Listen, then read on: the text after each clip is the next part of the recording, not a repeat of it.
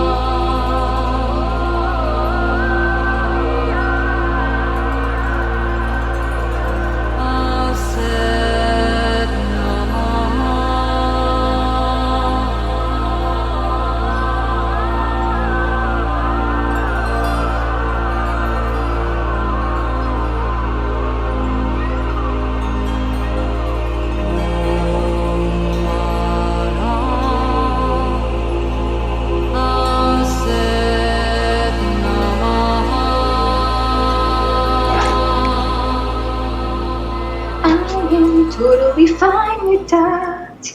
I sing hot. That's a good introduction. Let's do the introduction with you singing. Say KS Reality.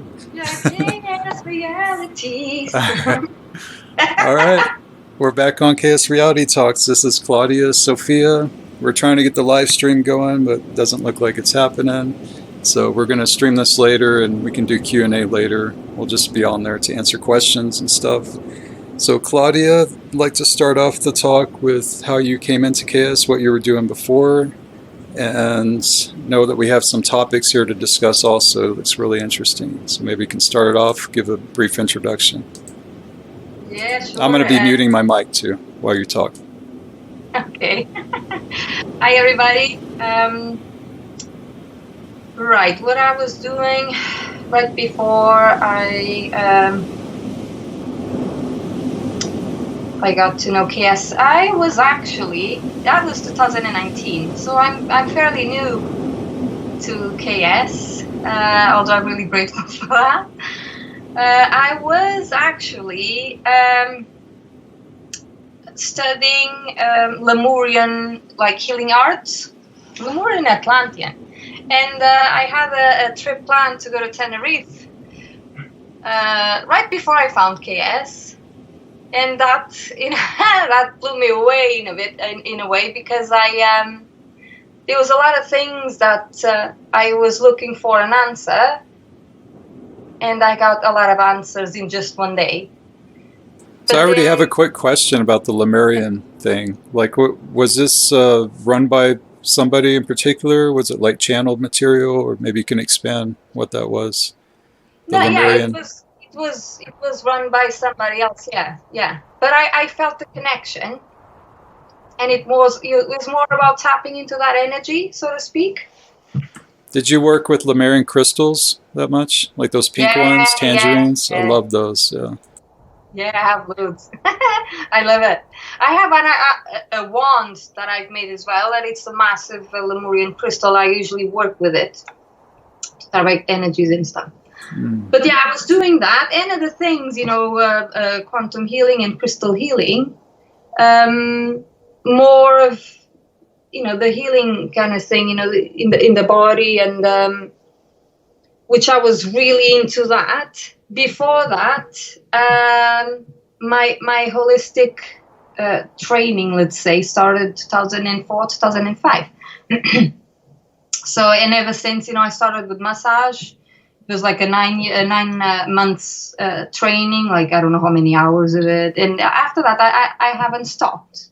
I found it really interesting, learning about, the human body and stuff. But then my attention soon shifted to energy work, because it was a quantum level. It was different, and mind, body, and soul. That was the thing for me, and I've been working with that ever since. I haven't been doing any massages or anything, and I working more with sound as well, certain frequencies. And yeah, after I found, I can't really remember. I think it was a Camelot project that I found. What year? Yeah, 2019. Oh, nice. Okay, it's recent. Yeah. Yeah, it is recent. I had my daughter. Soon after I had my daughter, I was more aware of these teachings and stuff, and it just blew my mind. Yeah. Because I was shocked in a way, because there were so many things that were making sense, but I was scared because I was dealing with quantum, and I was like, in the Lemurian stuff, and I was like, is this the right thing? I mean, am I doing the right thing here? Is this like distorted? You question a lot, once you find them.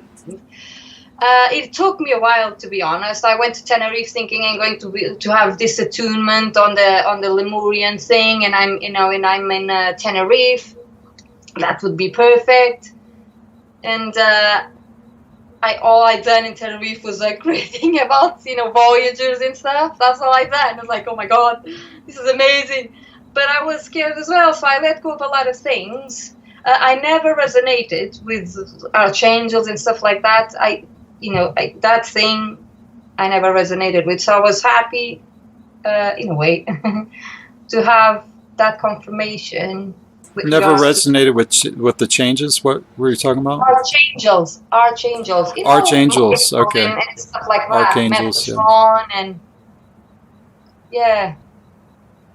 Because that came across a lot, in the new age, let's say. Oh yeah, it's everywhere. Channeled material from the angels and stuff. I think she mentions that some of them were Christic or in Biogenesis, Gabriel, Raphael, I think.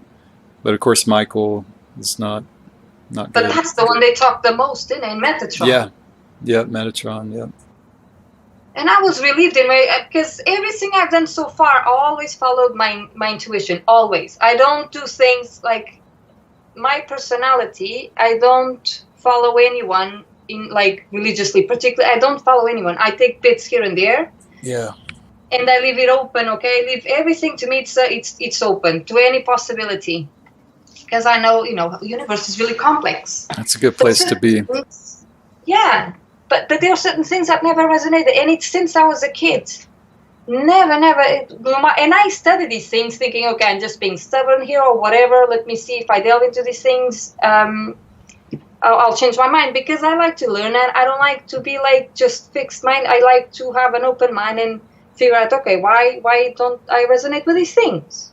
Yeah. But yeah, I didn't. It didn't fit in. No matter how much I learned, it didn't. This doesn't make. I don't feel it. So yeah, certain things I don't resonate with.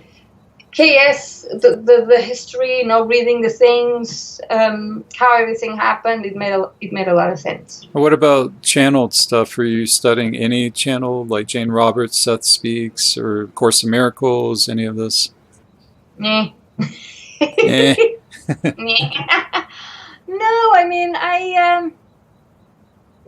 if there's something that catches my eye, I will have a look, and I will go deep into that. So I'll take those bits. Okay, this makes sense, according to my views of things, and I'll take what makes sense. But no, I never heard of those. Channel stuff. I have a bit of thing with channel stuff, even me, because I teach people certain things. How to connect with oneself, and how important it is to be aware. So you can actually connect with yourself. Yeah. Because the more we are connected and the more we are aware of certain things, the more we are able to discern, right? Because everybody at the moment is so disconnected. And this is what I am passing on as a message. It's how to connect with yourself. But channeled stuff, I know that people have their views and have their beliefs. And when it comes out, the message, it might not be the same. It's filters. It's a bit, yeah. So I don't take as serious in a way, because I understand. I say, okay, it's like the Bible and all that. I can't. So when you first heard Iesha talking, you felt, okay, this is material. It's not coming directly from her. Did you feel that it was channeled or something different? Like she didn't have filters? Yeah, I felt it was different. Yeah. Because different the thing tone. is so intricate, it can't. Yeah. And it's so on point that it's you can tell. I mean, I can tell the difference. What I've heard, I could listen to that every time. I resonated with that.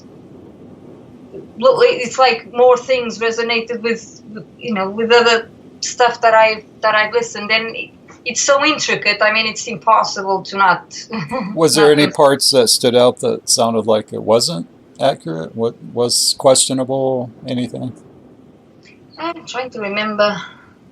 No, the thing is, Chris, when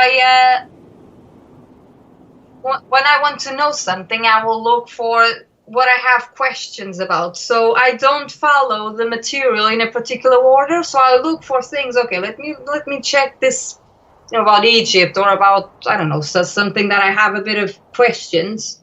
And when I listen back, it makes sense. So I can fit in my box. But I don't follow like things in particular, because I came to KS really like in 2019. A lot is going on, and there was so much material. It was hard for me to actually trying to catch up with everything. So I just need to focus on one thing. I have questions about this. Let me check this out. Where did you start? Where? Yeah, and the material, like what were you drawn to? Like, it sounds like the histories, but Cathara, are you a practitioner? The history, I am, but I practice my own thing. It was more about the history. To me, KS was more about knowing and connecting the dots about what is happening, right? Or what happened in the past.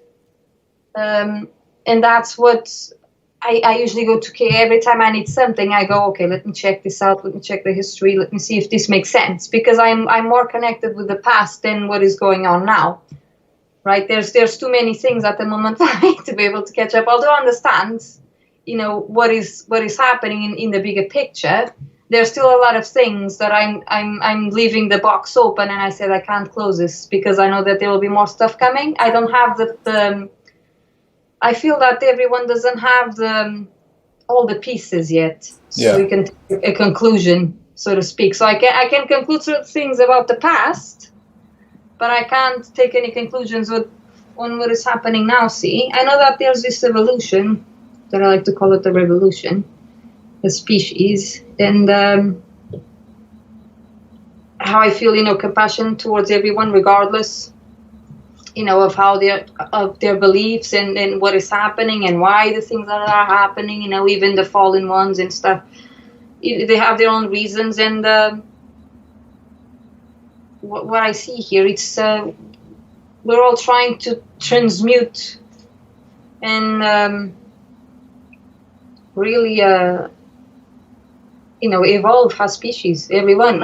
Everyone, if either it's turning bad or turning good, or just stand still, which this is my role at the moment, to just stand back and observe. And I realize certain things, okay, they are doing this and these are doing that, and I can understand the split and the dynamics at the moment, this duality. I can understand both sides, but I don't want to be involved in it in a way that it's affecting my energy, so to speak. I'm just observing at the moment, and to me that is a bit of ascension. It's just being able to be and not feel, drawn to the drama. Right. And when you came into the community, like what platform did you come on to join, like the KS community and stuff? Where did you find the group? I think it was for you, Chris. There's some of like the YouTube channel and stuff. It was through, I'm trying to remember, but I know you were my first point of contact, so to speak. Yeah, it seems like it was when we connected. Yeah. You just came in. Yeah, newcomers. Okay, I didn't find newcomers, but there was another group, but yeah, then I went to the newcomers. Yeah. Yeah. Yeah, and that's why I learned about the split, because I wasn't aware of that. Yeah. How did all of it feel coming into the community? What did you feel from people already doing this work? And like, did it feel like family? What did you see? Some people, yeah. Some people, they're really, because I've asked for help, in terms of mentoring, and people came forth and stuff. So it was really good to have that, and they were super supported, explained everything, because I had a lot of questions, and the questions that I'm doing, I already had the answers, but certain people, yes, but then throughout the years, it's not that much. I started to realize that there's a lot of I wouldn't say chaos, but a bit of conflict between certain things, and it has to do with a split as well. So that, I step back a bit watching those things, because I feel that we still have much to learn, about ourselves as well. It's a lot of emotions you felt from some people and things. Yeah. I just observe, I don't like to get involved, because I know, okay, these are things that need to be processed, they need to be, released in a way, and it's fine. But doing certain work, but then still having those setbacks, but that's my way of seeing things, That's why I'm able to just sit back and be alright to certain things and not feel triggered, because I've done the work in those terms, in terms of knowing my body and become aware of who I am, okay, and have this awareness of what triggers me and why, and be able not to react and not to be in that emotional state, and just have a normal conversation without feeling, the anger or the, you know what I mean? So Did you hear Aaliyah's interview, the last one that I did? Aaliyah Dapur? I think not, no. Kind of echoing some of her words about the community. She was saying, like, it's just everybody's a little crazy right now. They just need to kind of settle down. Like, yeah, Yeah. I don't know if it has to do. It might because of these energies. Because everybody's out of whack at the. To be honest, everyone is out of whack. I know a lot of people from all different kinds, of the world, and everybody's complaining about the same thing: not be able to sleep as well, foggy, the brain. Schumann resonance. Yeah. It's hitting us big time. But I Solar feel like flares. with the body as well. Yeah. And another thing that I noticed, Chris, and I work with a lot of women, right? And one thing that I noticed is there's a lot of women that spiritually they're super evolved in a way. They've grown loads in a couple of months. It's insane. The amount of information that they can process and make a bit of a bigger understanding of things spiritually, right? With what's going on. But physically, their body, it's giving up on them pretty much. Some women, they were okay at one point. They're not able to walk now. Yeah. There's this thing that the physical body, it's not coping with this energy, so to speak. They're literally that bad, but in a spiritual level, they're super evolved. They know things like, I'm like, whoa, where did that come from? It's really interesting, Where do you think that's from? Mixture of things happening right now? Oh yeah. Frequencies, bad frequencies, good frequencies. There's a lot of mixture. You can feel that, like when I know what it's not mine, right? Because the amount of work that I've been doing, I can discern what is mine and what is not. And this is kind of work that I do because I can read people's energies, and I know that when I feel something in my body, I know if it's not mine because it manifests differently. So I know that when I'm a bit more out of whack, I can tell, okay, this is not mine, but it's because it's the collective. I can feel it for them as well, like everybody else, right? And the strangest thing is, and I was even telling that to my husband before we went live. I say, look, every time I tap into the collective, the noise and the chaos, it's so bad. It's really like, I don't know, loads of songs in disharmony playing at the same time. It's insane. I avoid, just tapping into the collective conscious because it's so out of resonance. Yeah. It's really bad. But yeah, everybody's out of whack at the moment. Yeah, and it's coming back and forth. I mean, there's the counterbalance. There's energies that are here to support us, and then the other ones. It's just an unending thing. Do you think that goes along with these mugs? Are you familiar with that term, mission upgrades in KS, where it talks about the dramas, like what they keep doing, the FA agenda, and then the Guardians intervene, and they have to. Yeah. We all upshift, and then they synthesize it, and they keep catching up. Keep catching up. Yeah. I do. That's what I say to the girls. Actually, they're not aware of the KS stuff, but I try to make it as simple as possible. And yeah, that's pretty much what everybody feels it. Really, it's really bad. It's our body. The way that we're coping with this is it's not the ideal, and because we have so many other things going on as well with regards to even past lives and the karmic stuff, and oh my god, it's a lot of stuff. It's a lot of chaos at the moment, and especially now because we feel it even more. We're more open to these things than before. So, did you catch Are you following the KDDL3?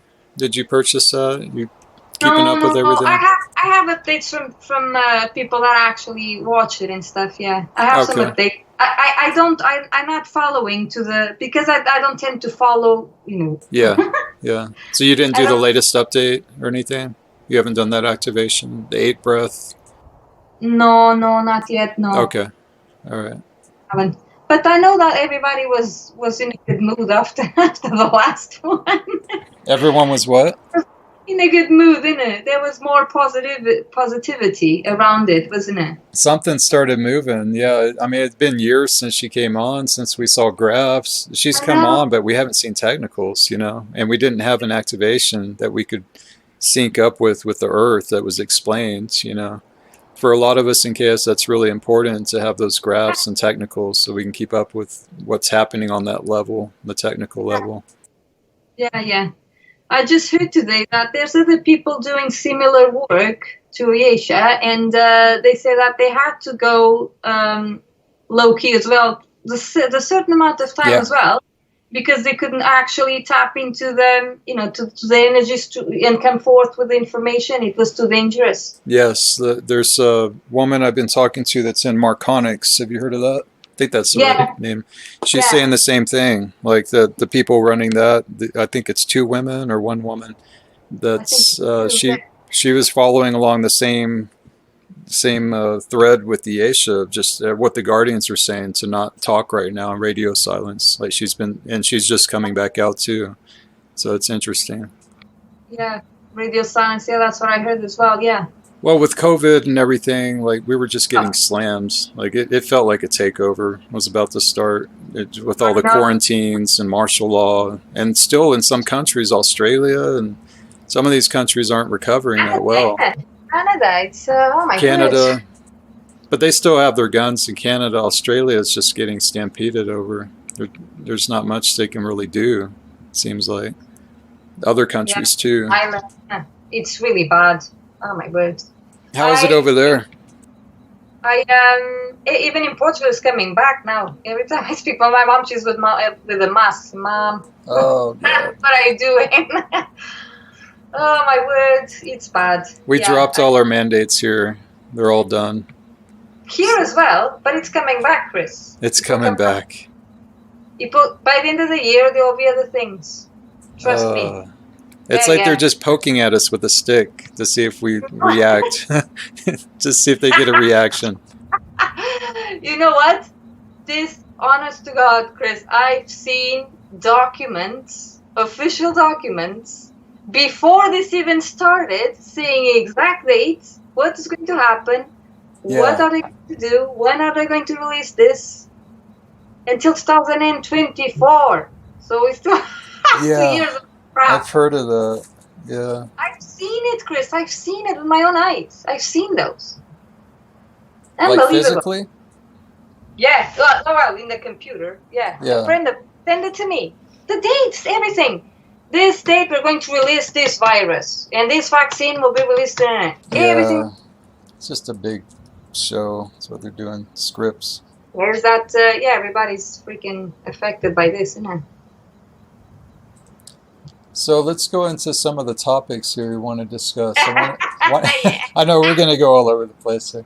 So growing up in a Roman Catholic culture, dealing with psychic gifts, spirits, orbs. This is what we were talking about before we started.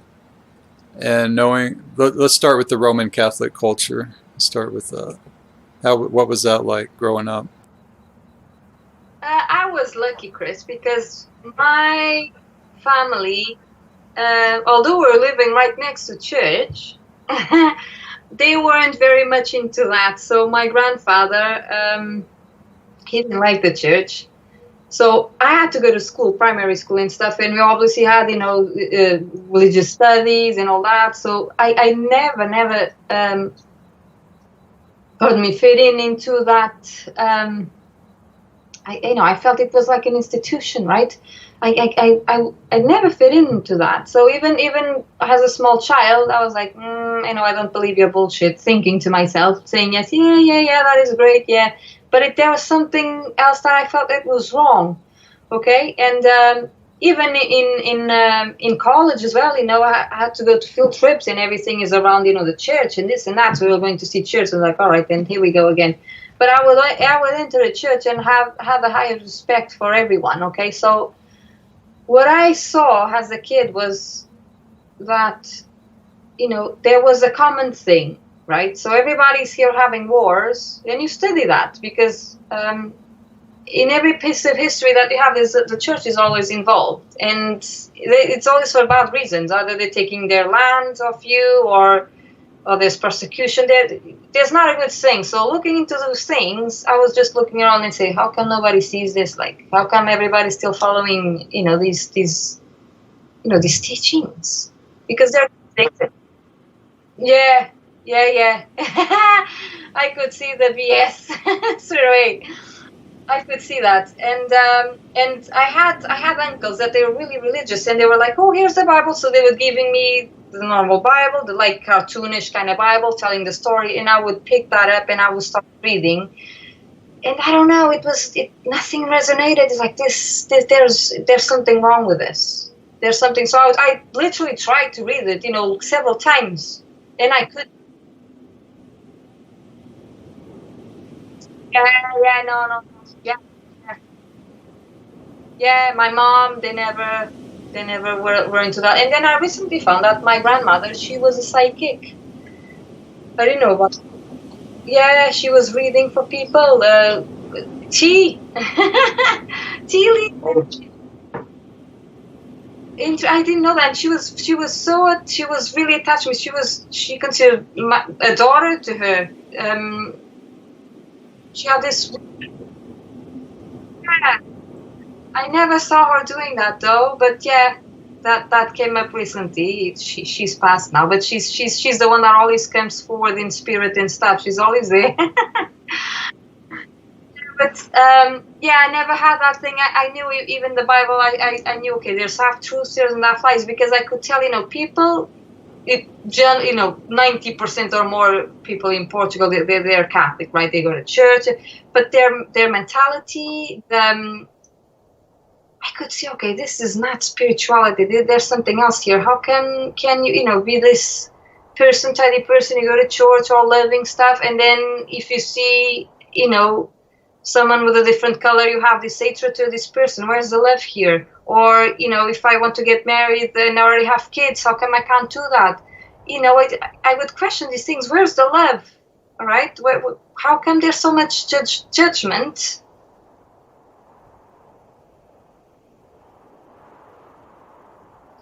Even Jesus Christ in the cross, I was like, that's not right. How can, no. I respect everyone, I have the highest respect, it's your faith, it's good. At least you trust in something, all right? That there's something bigger out there, it's fine. But I don't follow anything that has to do with institutions, governments, politicians. I never resonated with any of that. I could see the bullshit straight away. I never, and those are the things that it still boils my blood, because I can see the power that we, the people, have to change things, and they're still going in that. You vote for someone, right? That's a leader to represent a nation, right? People are not happy with this war. Well, let's support, Ukraine and bless them. I agree with that. Let's support these people need help. Yeah. Still supporting these people. Why don't you just take the people who are running the show? You don't agree with that, but yeah, let's keep them there. Poor people, in the war and stuff. Let's just keep the ones who are actually causing these things. They can't see the bigger picture, Right. That's the thing. They don't know what's going on in the backstage. Because if they knew, that would be a different story. Well, do you think it's a matter of some people not wanting to see it and just being conditioned for generations? Like that's what they're born into?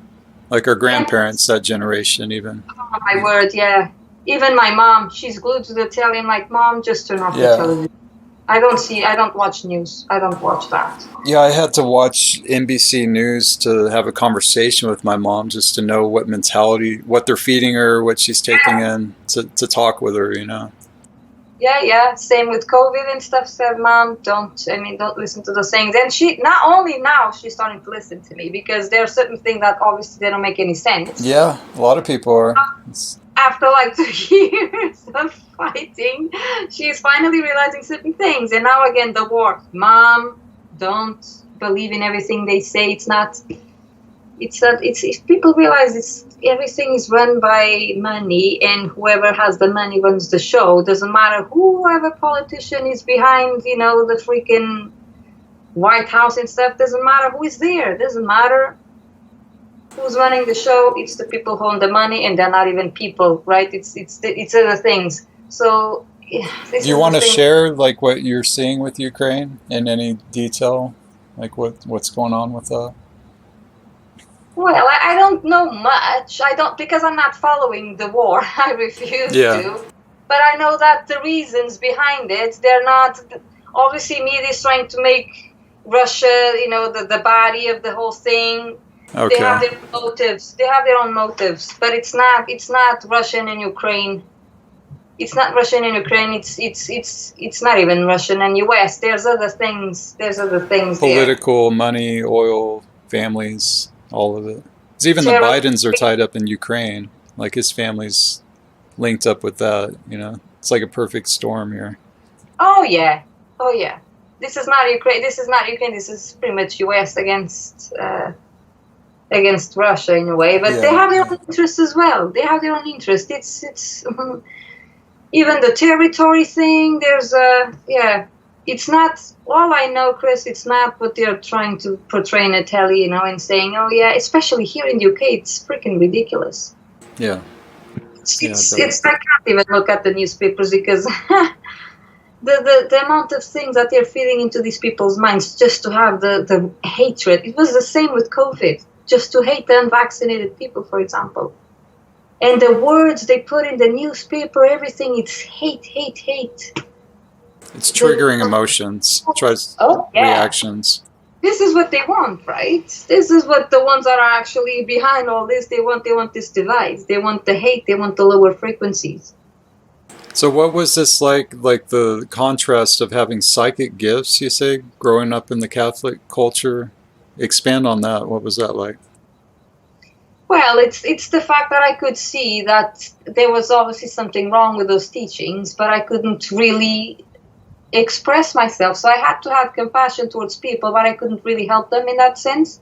Only now I'm able to help with these gifts, because I don't know. It's hard to explain. It's like I already knew what the church was as soon as I was born, right? And when I had my child, it was the same. People wanted him to be baptized. You know, some family members, he has to be baptized. Otherwise, you know, if something happens, he won't go to heaven. Mm-hmm. The priest will come to your house and he won't go to heaven. I said, no, look, when he's 18, when he's not even 18, when he's old enough to understand what religious is, and you know, he can learn, you know, about all different religions if he wants, and he can choose one. But it's not going to be me saying, look, you're going to be baptized. It's up to my son to decide what he wants when he's old enough to understand what this is. Right. And that's how I've done it throughout my, you know, with regards to choices. I don't put my personal choices into other people's, you know, especially my kids. Oh, this football, because in Portugal there's this thing about soccer, you know, football. This team, he has to. Nope.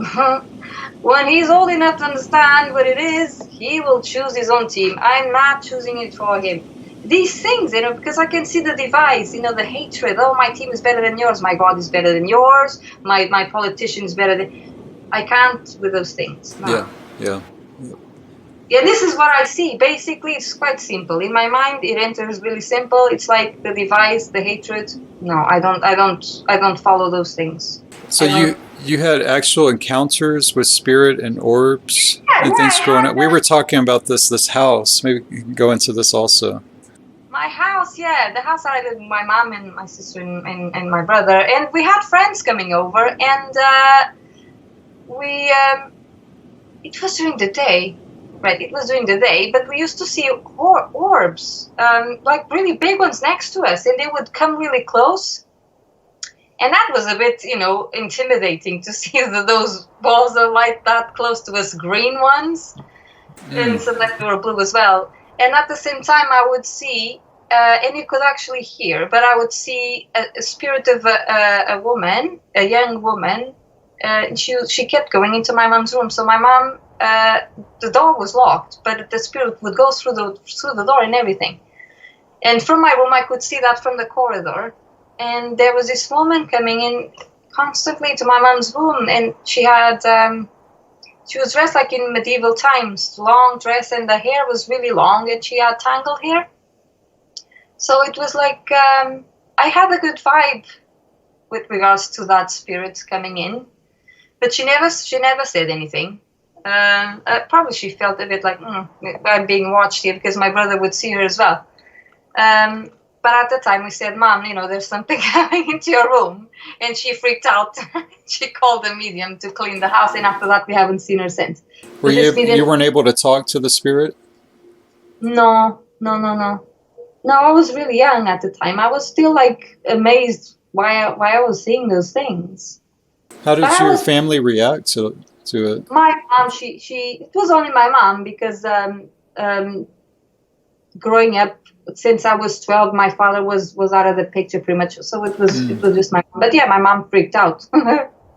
But she believes these things. She does believe these things. That's why she called the museum to clear the house. And after that, we haven't seen anything. But we would hear like strange things in the attic, and I could feel the breathing in my face. So it was not just that. So that spirit was coming to my mom's room to protect her and us from something else that was there.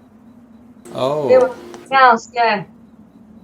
Did they clear out the other? Was there was like a dark spirit that was there too? Yeah. Because when this woman came, we were in school, but my mom told us she had a dog with her, and the dog didn't want to come in the house. He was barking from the outside. He never came in the house. Yeah. And after that, the house was clear. There was nothing in the attic. I was always petrified going, even in the corridor, because I could hear chains and I could hear the breathing coming in close to us. It was chains? Really weird. Did you say chains? You could hear chains? Yeah, I could hear chains. So there was probably, there might have been someone that was actually in chains there that died or something? History of it. But the woman never said, or at least my mom didn't say that. She said that, the house is clear now. And there was a spirit protecting my mom, which this woman said, it's your great-grandfather. And I said, that didn't look like my great-grandfather. It was in her 20s. But maybe it was elsewhere. I don't know. I didn't see that. And I knew my great-grandfather. I knew him before he died. Mm-hmm. The other thing is that my mom, she had two near-death experience as well. So when she had two of them. When she was 18, and she saw herself and the body, in the bedroom, and there was another one when we were young as well. So she actually told us that. She said to us, look, I'm not scared of dying because this happened to me. So even growing up, we already knew that, okay, there's something after, once we're gone, we're not actually gone. Oh, okay. Wasn't that big a shock then? No. Yeah. My mom, she did mention that. She said, no, I'm not scared of dying because I've seen what it is on the other side. And she felt that she wanted to go, but she heard something say, no, it's not your turn, it's not your time yet, you have to come back. And she didn't want to come back at the time. The first time when she was 18, but the second one because when it happened, we were alone in the house, and she was just thinking, no, I can't go because my children, children are in the house, I can't. So she forced herself to it, like she had a heart attack crossing a road in Lisbon. And she saw herself as well, the body and the spirit and all that. Your mom saw this? She had a vision? What was it? She saw herself, yeah. She saw her body on the floor. And but she didn't want to go. That was sudden. She had a heart attack while she was crossing a road during the day. And she said that, I felt I shouldn't go because you were little. I couldn't leave you. I couldn't leave you alone. Our mom, it was the only thing we had. Mm-hmm. Basically. How many siblings do you have? I have 3. Okay. Brothers and sisters. So I have a brother. He's 11 months different. So I'm the oldest. And then there's my brother. We consider ourselves twins. We're really similar in terms of personality. And then there's my sister. We're six years apart. And then I have it's not a stepsister, but yeah, we call it the half sister in Portugal because it's from another mom. But yeah, she's my sister anyway. Yeah, and she's 12 years different. Yeah, from me. Yeah. Oh, you guys are all close still. Yeah, me and my brother and my sister were really close. Yeah, we've seen the same things, and we still talk about it. I remember when I was a kid with my brother, he used to stare at our hands for fun. And there was a point that we would have this experience that sorry, we would call it the yellow, because all you could see is yellow around us. By staring at like pretty much like scrying, right? Instead of looking at the crystal ball or whatever, just look at our own hand, and all of a sudden all you see is yellow. And then when I look at myself in the mirror, I wouldn't recognize the body. So it was like I was a different person. Like I couldn't recognize myself. So I would always panic, and I would cut that connection, so I wouldn't go any further. Was that a past life? I've done that in the mirror, and it was past lives for me. I've done regressions like that. Yeah. I could, and my brother would done the same, and we both panicking, looking at each other. Oh my God, I can't remember who I am now. You can do it with other people. Yeah, it's a little scary. Yeah, it was scary because we were kids. And yeah. My brother mentioned that one day in uni when he was in university, and his teacher actually said, you should have kept going. Kept going. Well, that's opening up some. I'm just speaking for myself. It was past lives. Like I saw multiple. I kept going with it and going back to the mirror, and I'd see other lifetimes, and then it would be like interacting and time frames of events and things. It goes deep. It's all inside your records, You just look into your eye and you can tap into it.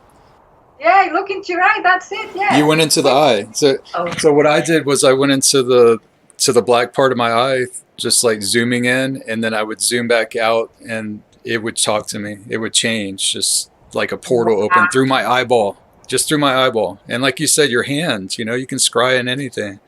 Yeah, I was just looking at the hand after like not even 5 minutes. I was like, I knew that it was different because all I could see around me was yellow. It's not, I couldn't even see my hand anymore. And then I would look in the mirror, I was like, oh shit, this is not me now. Who is this? Yeah, that's why I'm saying like you don't need devices or these external things. It's just in you. It's in your DNA. You can just use your hand, your eyeball, whatever. It's all there. It's in your cells. It was really interesting, though. Interesting times. You could actually explore. Now I don't have much time, but I find that interesting. And I was about to ask you if you had time to go back into it now. To tap I don't back. have much time now, but I do past life regressions and stuff. I do that. Yeah. On a regular. In group sessions, I have group sessions. I host group sessions pretty much every Thursday. Yeah, and you have the ability to do that because you went into your own. It sounds like you have the opening to it. Oh, it's class. The things that come up in past life regressions. Even in other planets, and it's amazing. And how everything is connected. Even people in the group, how they are connected with each other. Different lifetimes and different cycles, but they are still connected. The names and everything. It's wild. So what is your group? Let's go into your practice of what you do. So is it just primarily past life regression? Are you doing types of Reiki? Have you done Kathara, mixing any KS with this stuff? In terms of KS, I use the knowledge to myself, basically, just to fit in the dots of certain things. And I try to explain about, the DNA and the dimensions and how does everything work and how everything is connected. But I don't do like any techniques on anybody else because I feel that's their choice. What I do is in group, it's past life regression, and I work a lot with crystals as well in terms of meditation for them to connect with their own selves. So I do a lot of work revolving the mind at the moment because everybody's so into their minds that they're not connected in here. Okay, so I always have this thing of it's really simple, Chris. It's really simple things, right? Even just feeling your feet and connecting with your body, right? When you're sitting down, are you actually feeling your bum in the chair? Stuff like that, because people are not aware, right? People will go the whole day just going work, and then just realizing at the end of the day that they're busting for a pee because they're not listening to their bodies. And this is the work that I do. It's just connecting the person back to themselves as opposed to being more into living in the past or in the future or being all over the place trying to do, things for everybody else but themselves. Because it creates that disconnection that comes even from childhood and from previous lives and a lot of stuff. So Can you go into your technique of how you do this? You do guided meditation or what kind of practice? Yeah, I use a lot of guided meditations. I do a lot of talks, but to bring awareness to certain things.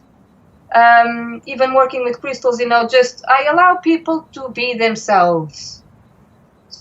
So when I teach something, I open the space. Okay, it's your thing, it's your technique. You follow, whatever you resonate with, and if you need to put the feet differently, you do it. I'm not here to impose you anything, because you should follow your own body, right? And even with crystals and subcrystal grids, I allow them to. I can guide them, like, okay, in terms of the connection with the crystals and connecting with earth and connecting with their own energy centers. But where they want to put them, or where they want to feel it, or whatever, I leave it up to them. But the main thing is having that connection with the self, with their bodies and with their mind, because it will allow them to be more open to their intuition and follow and be able to discern certain things. So not right? so much like you're not doing techniques in the sense of KS or prayers or anything like that. It's just kind of open. No, I've done like when I started with the KS, I followed whatever it's in the website, all those prayers and stuff. I've done that, and I've done the clearing rooms. Oh, okay. With your practice, do you integrate any of that, like from your experiences? I've done that, and before that, like with clients.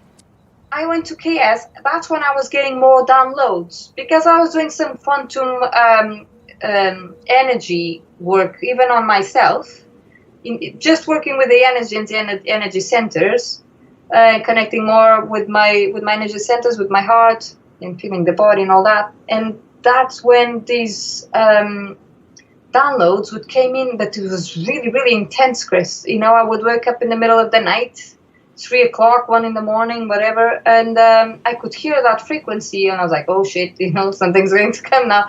And right. I could hear them. So sometimes they would say something in Spanish like 3 times. It's always 3 times. Everything that comes, they always say the same sentence 3 times, right? And then I can feel it in my body. Okay. And different voices, one of them was Spanish. Is this family, like ancestors, spirits? Does it feel like relatives? It feels like they know what they're doing.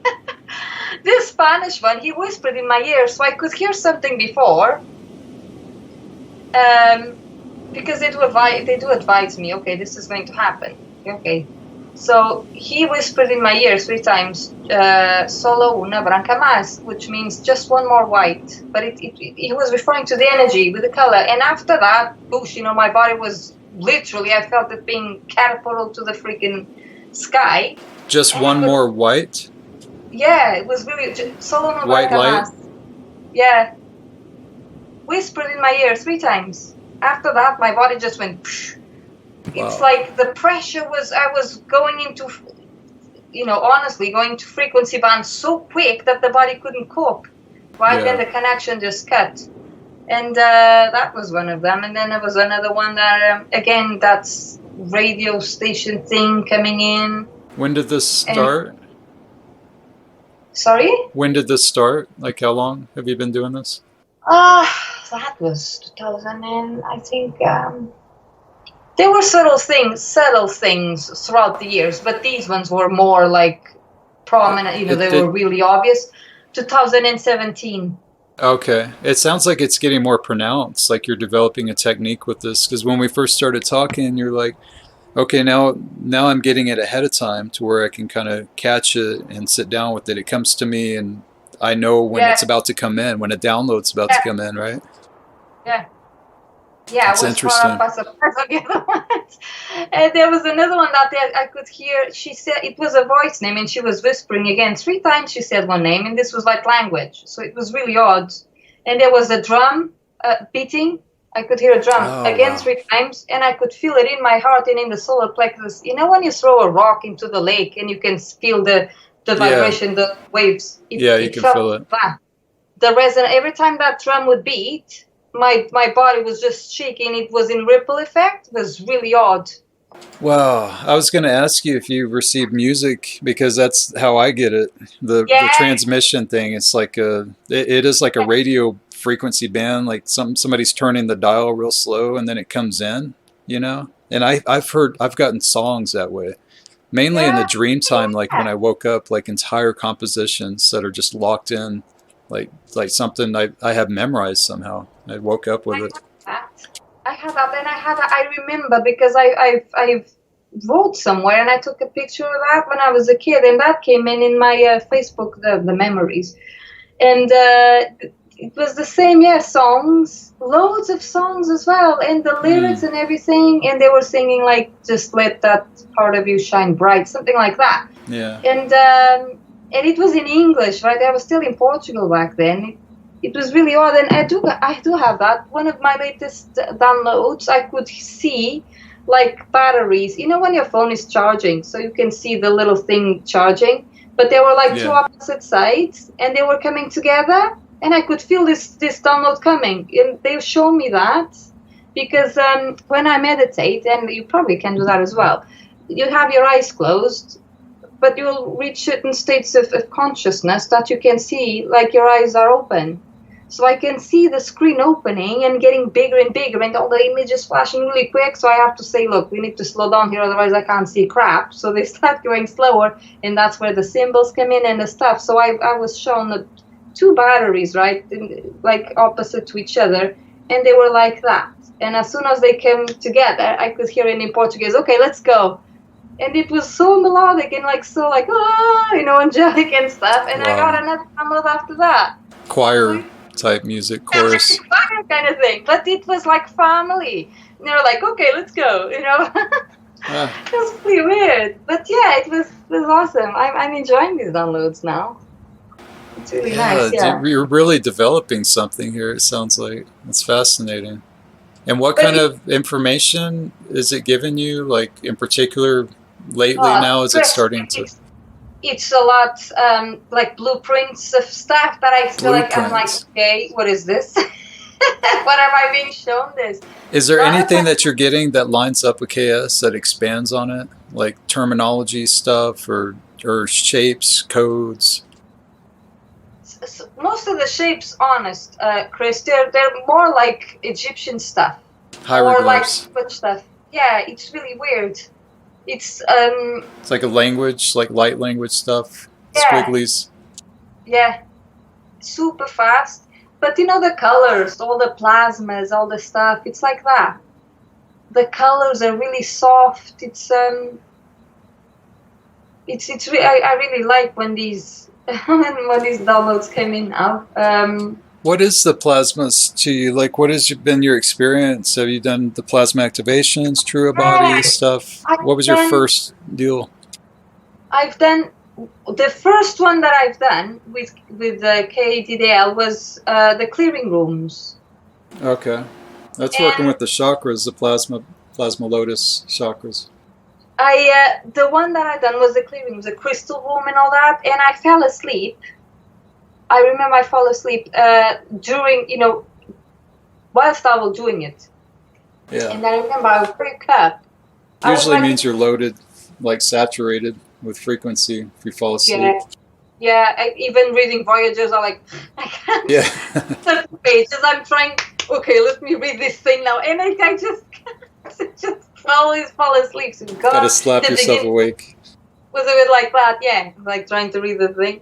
And now I can't read it, and I can take a lot of information. But in the beginning, certain things were really high vibes, so I would tend to fall asleep. So you were drawn to doing plasmas. You don't sleep either. But that was one of the things. And I've done the clearing rooms, and I fell asleep, and I woke up feeling, that it was the same, the radio thing, same.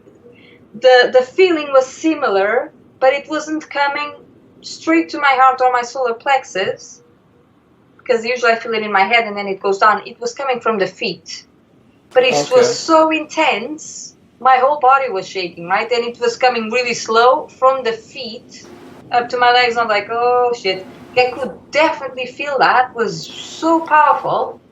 Now, do you think that this was the Maharic shield? Are you familiar with that? Like your shield below your feet spinning, and when you bring frequency up and stuff. Yeah. And and then my body just collapsed because the energy was so high vibe. It couldn't physically. I could feel that my body wasn't taking the whole energy. It was really, really. I wouldn't say heavy. It wasn't heavy. Intense. But it was really intense. It was strong. It was strong. Like when I felt it in my body, I could feel it in ripples, but this was coming really slow. So, oh my God, this is really like, oof. So I went back to sleep again. And soon after, it was after I'd done the clearings, I dreamt with Aisha. It was really odd. And I know that she says, no, it's not me. She was doing a workshop.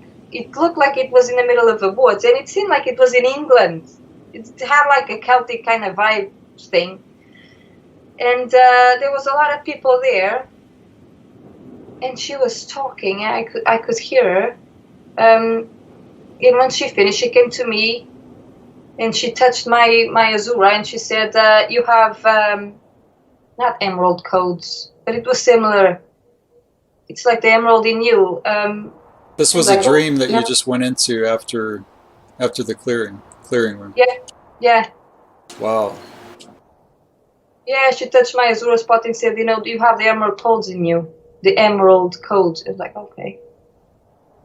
And when she touched, I could see the green. But I do resonate with the blue flame. Yeah. So I was like, oh. Emeralds, yeah. huh? I think I shared that with you actually at the time. And because you said you had dreams with the Asian, you had the same. And she mentioned that she usually doesn't. Yeah, what do you feel about that? That she's saying if you see me in a dream, it's not me, type thing. Yeah, I'm not sure what to think, to be honest. I don't know. I know that we have a lot of selves, so she might not be aware of that. Yeah. But for us to, because there was more people having all these encounters, but it seemed that it was. I had a feeling that this event that I witnessed, because I wasn't in the event, I just got there. It was an old. It wasn't the new stuff. It's like an old activation you were part of, maybe in bilocating, plasma body or something. Yeah, I had that feeling, yeah. It was in England as well. Wow. Maybe Stonehenge? England? No, it was in a forest kind of thing. It was really weird, but I had a feeling because Speaker 2. Yeah, Ason. Yeah, he was there. He was there as well. Yeah, I mean, there's too many accounts that I've heard. There's too many people. Her. Huh?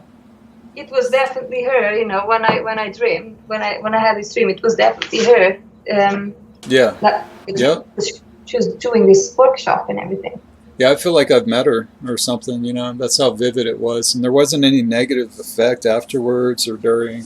It was just very family feel, like I was at a workshop, and a smaller group of people too, kind of like a private group or something. Yeah, exactly. Yeah, it wasn't like there was people there, but it wasn't like thousands. There was like probably like 10, 20 people. Yes. It wasn't all. They were not even sitting down. They were all up as well. Like it was really like intimate kind of thing. It was really weird, but and everything was green. I mean. I don't know, but I felt all right. I felt like, at the time, and after doing the clearing and stuff. So for her to say, look, I don't know. Maybe that's a disclaimer just in case, because there is so much like of that going on, of, probably fake images and holographic insert stuff, that she probably puts that out there just to be safe. So people are cautious about it. It's what I feel. Because I was having a series of these dreams, just like that setting that you described, like 10 to 20 people, while I was doing the sliders activation. So there was no doubt in my mind, I'm bringing in frequency, I'm activating. This was something that I was tuning into. It got to the point to where we could even talk to her afterwards. Like it was that private of a setting that we could have private conversations afterwards, and there was time to do that, It does feel that I've tapped into a different timeline that was needed at that point for me to be present there for some reason and to have this encounter. So, yeah, it's not this timeline particular. It's something in the past, because obviously time is not linear, so you can jump from different frequencies and all sorts. So yeah, that might explain it. Yeah. But it's definitely her. Yeah, it was really weird. But the thing is, once I start doing the recent stuff, just the prayers, and that's the only thing I've done. I never went to the because I don't like to. For me to do certain things, I need to have a bit of the bigger picture, right? And because I knew about the split, I was like, okay, I'm not going to venture myself much. I like to know about the history of things, how everything, what's going on, and I resonate with that. But, and I've done the clearing rooms because I did, okay, I resonate with this. I'm going to give it a go. And I had a good experience. I had a good experience. But after I've done that, all my downloads, they stopped. So I never had any downloads. Only now I'm having my downloads back. My downloads, they just stopped. All those downloads that I was having, that was as intense as the ones when I've done the clearing rooms. It was the same kind of frequency, let's say. Although in different places in my body, it was the same kind of feeling, right? But those stopped. My ones stopped. The downloads. Yeah. Only now they're coming in now. So every time I meditate, I can see again. So my eyes are closed, but I can see, the curtains open, and I can see all the symbols and all the things, and they will show me different things as well. It's more vivid. So yeah, I'm not sure. I'm not sure if it has to do with what I was doing, or if it has to do with the energies that everybody goes radio off. You can't really do certain things. I'm not sure. Everybody has a different pace and rhythm to all this too. Yeah. So I'm doing my thing, still talking with people about, because I feel that is my mission at the moment, is just to.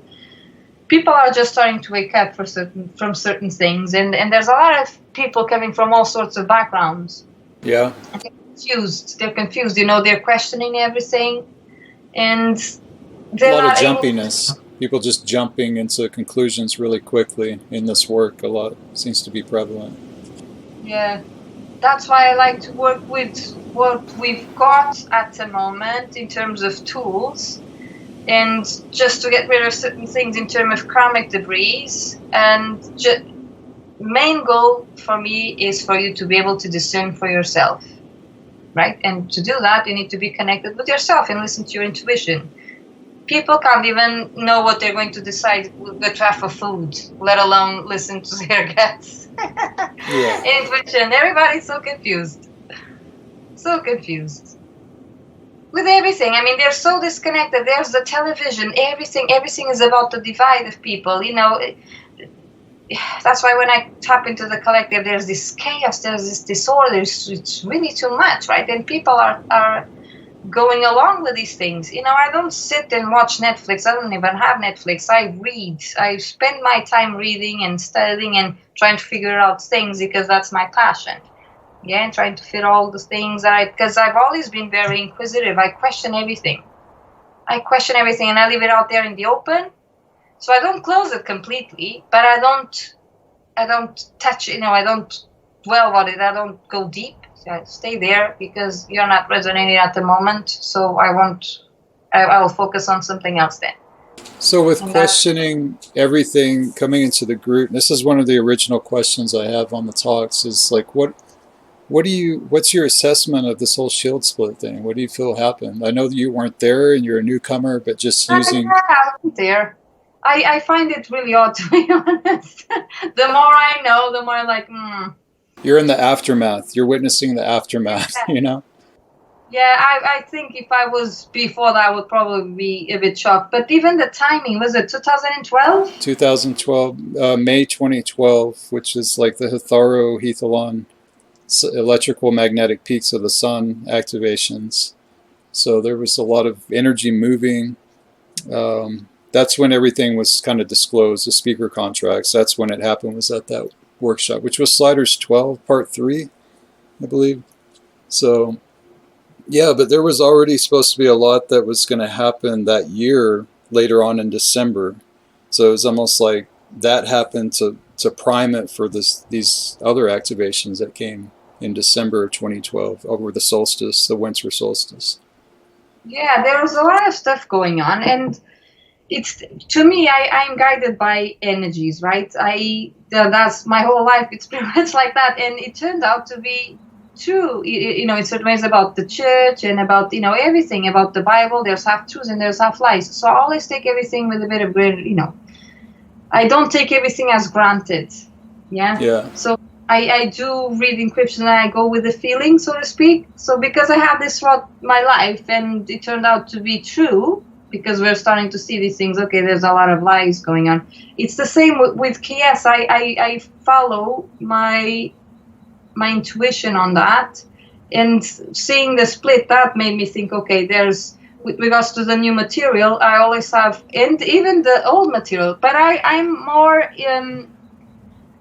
I resonate more with the old material in terms that it makes more sense, because we do have a bigger picture, we can see where it starts and where it ends pretty much, right? But because I can't see where this is going, now we're starting to see a bit more. Yeah. I was a bit, I don't know where this is going. I don't know this, and the encryption feels different as well. I feel the encryption is different. Different in what way are you feeling? With regards to, every time I do, the stuff that it's free on the website, Orion's website, yeah? Yeah. Every time I would do, so I can't remember that. I'm terrible with names. But there's one that Seed Atom Journey. Is that the one thing daily? The daily, yeah, the one that you have to, so I was doing Pink that. Love.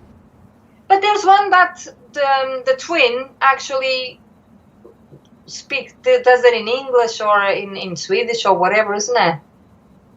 Oh, the prayer, the new Elasa Crystal River prayer, right? Yeah, that's it. Is that the one? Yeah. That's what do you feel from that? There was I don't know, Chris. There was something. I was doing it. I'm not sure if that's the one, but it was one of the ones that it's on the website, and my body would literally shit himself. There were certain noises, there were certain things that it didn't resonate, but I was still doing it. Okay, just because I was being stubborn. It didn't resonate with me, and my body was telling me otherwise. In terms of encryption from him, I never had a good feeling about this. But I don't know what was his role. I never asked that question anyway. Are you talking about the Norwegian version of the Crystal River prayer? Okay. But he does it in English, isn't it? He does it in English? Okay. I haven't heard that, I guess. I don't feel it. I don't feel it. I don't know what he's doing there. I don't feel it. So it puts me off a bit. It's like, what is he doing here? I mean, is he something? And I don't know. I felt a bit. It's really odd. So I don't tend to follow, and I stopped because of that. To be honest, because my body would always it didn't want to go ahead. My nervous system was already like on alert. I was like, okay, this is not good. So I stopped. And me doing that, the downloads wasn't coming in from my end either. So once I stopped, it actually took time for them to come back. But I'm not sure if it's related with, COVID happened, and there was a lot of stuff in the, in the energetic field and in the collective consciousness and all that. So I'm not sure. Have you read the prayer yourself? Like just read it yourself? Yeah. And it still didn't resonate, like reading the prayer? Not as much, no. But I think it's because I had this voice in my mind. I had this voice in my mind, and I was like, Well, there's a lot of names there. They're supposed to be all guardian names, like all the councils that we worked with over the years and everything. Yeah, Lumbra, yeah. Yeah. Well, it has Humbra, it has all the new councils, but it has all the old ones too. And that's why I always tell people when you're reading the prayer, there's going to be some names that are going to resonate with you more than others, because it's like the whole list of all the councils that we worked with since the beginning. Yeah. Melchizedek, Iani, everything. I'm pretty sure there were certain names that will resonate more. Yeah, that makes sense. But I do feel that I think I mentioned that before, Chris. Our encryption and the way that even our DNA and the karmic stuff that we have, and all the, our ancestors and our own lineage and the things that we have in our own DNA from all the races, all the mixtures, right? Because we're at the moment, it's just a big blob, right? We have bits of everything, okay? Every time there's like a star seed reading, you have bits of, I have bits of Arcturian, I have bits of this. It's like we're not as pure, right, as as we wish to be, right? We have bits of pretty much everything, depending on where our parents and who they mingled with and all that. And I believe in that, right? So we have all these mixtures in us, and obviously we'll have stuff that there's people that have Anunnaki stuff that they need to transmute, right? And I believe that they're here to.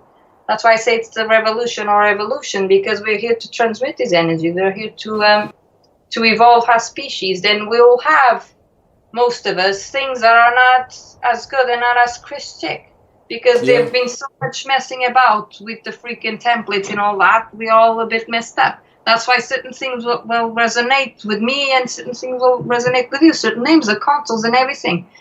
Right, but we're here to transmit those things, and this is something that I teach my girls, the women that I work with. Is your body's telling you something, right? Even if it feels bad, there's always it feels bad to us because it's unknown to us, but it's a message. It carries a message. The more you're confident and you know yourself and you know your body and you know what it means, right? You're able to discern certain things. The more you'll be connected with your true self, so you'll know these things, right? Everything that we have. It's a bad feeling, but it's not a bad thing. It's a message. It's a message, an anger thing, panic attacks. Everything is a message from your own body, right? Yeah.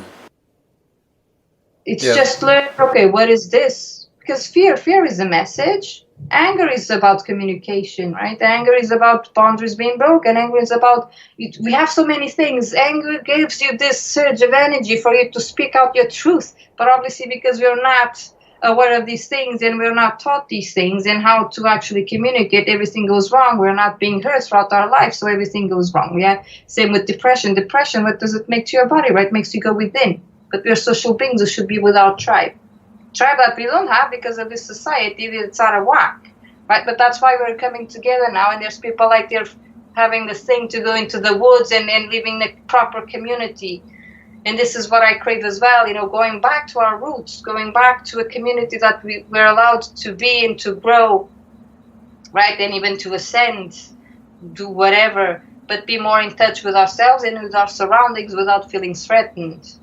Yeah, without having to be stressed constantly and not think of ourselves and be that disconnected that the only thing we think of is a job and then going back home to sleep because we don't have energy for anything else.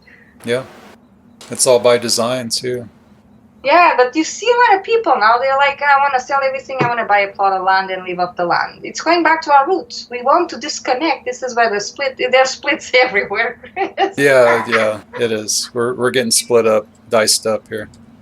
And this will happen. There will be a point that there will be those that will accept going with this palaver of being controlled, right? They rather have that. It's their contract, they will have to transmit that at some point. But it has to do again with their DNA and with the things they have to deal with. If they want, it's their choice. But they'll probably have a bit more of Anunnaki there, or a bit more of, I don't know, Fatali or whatever it is in their DNA. That's why they don't resonate as much, or no matter what they say, they won't listen. It's not the same frequency. We all have different frequencies in our own templates.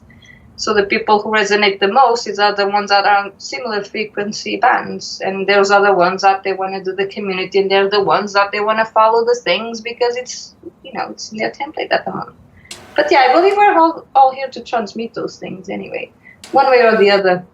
There's a lot of beings that they're here. We are here to evolve, to create certain frequencies and to evolve. Really, yeah. So speaking of guardian names and race lines and stuff, Christic lines, you said that you have the feeling of not belonging here, a deep connection with the felines, the Lyrans, and you go into that, and maybe if that's linked in with Egypt and Jordan, I'm not sure if that's part of the same subject that you wrote here. Yeah, Sirius B, yeah, and the felines. Yeah, I have this one of the I wouldn't say guardians, but and I don't like the spirit guides terms, but one of the beings that comes to me constantly, it's a white lion. It comes constantly to me, and I've tapped into one of my what should I call it? I don't know. Don't even know what to call it. Companion. I want to connect with the ones that are connected with me, with my energy, and one of them, it's actually a lion. It's a male. It's a person, but it has feline features. Yeah, I see the feline in you a lot. Yeah, Like the mean, lioness. Yeah. What is it?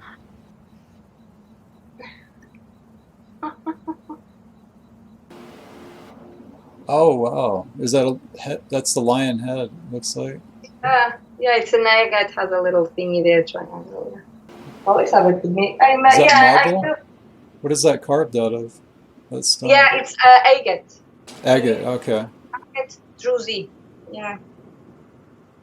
Yeah, I have this. I always had a lot of cats, but I do connected to the felines. Yeah, that's all I've seen.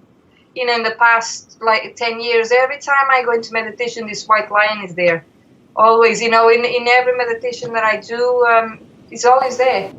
It's like a guide or something, like family feel. Yeah. I do have that feeling, and I had other people reading for me without me saying anything, and they said, yes, you have connections with the felines, Lyrans. They do see that, yeah. So what did you get from the history that KS presented about Lyra? I think there was some traumatic events and stuff that happened with Lyra. That's where we fell from. That's our 12th gate, I think. That we lost our home. Yeah, we lost our home. I don't belong here.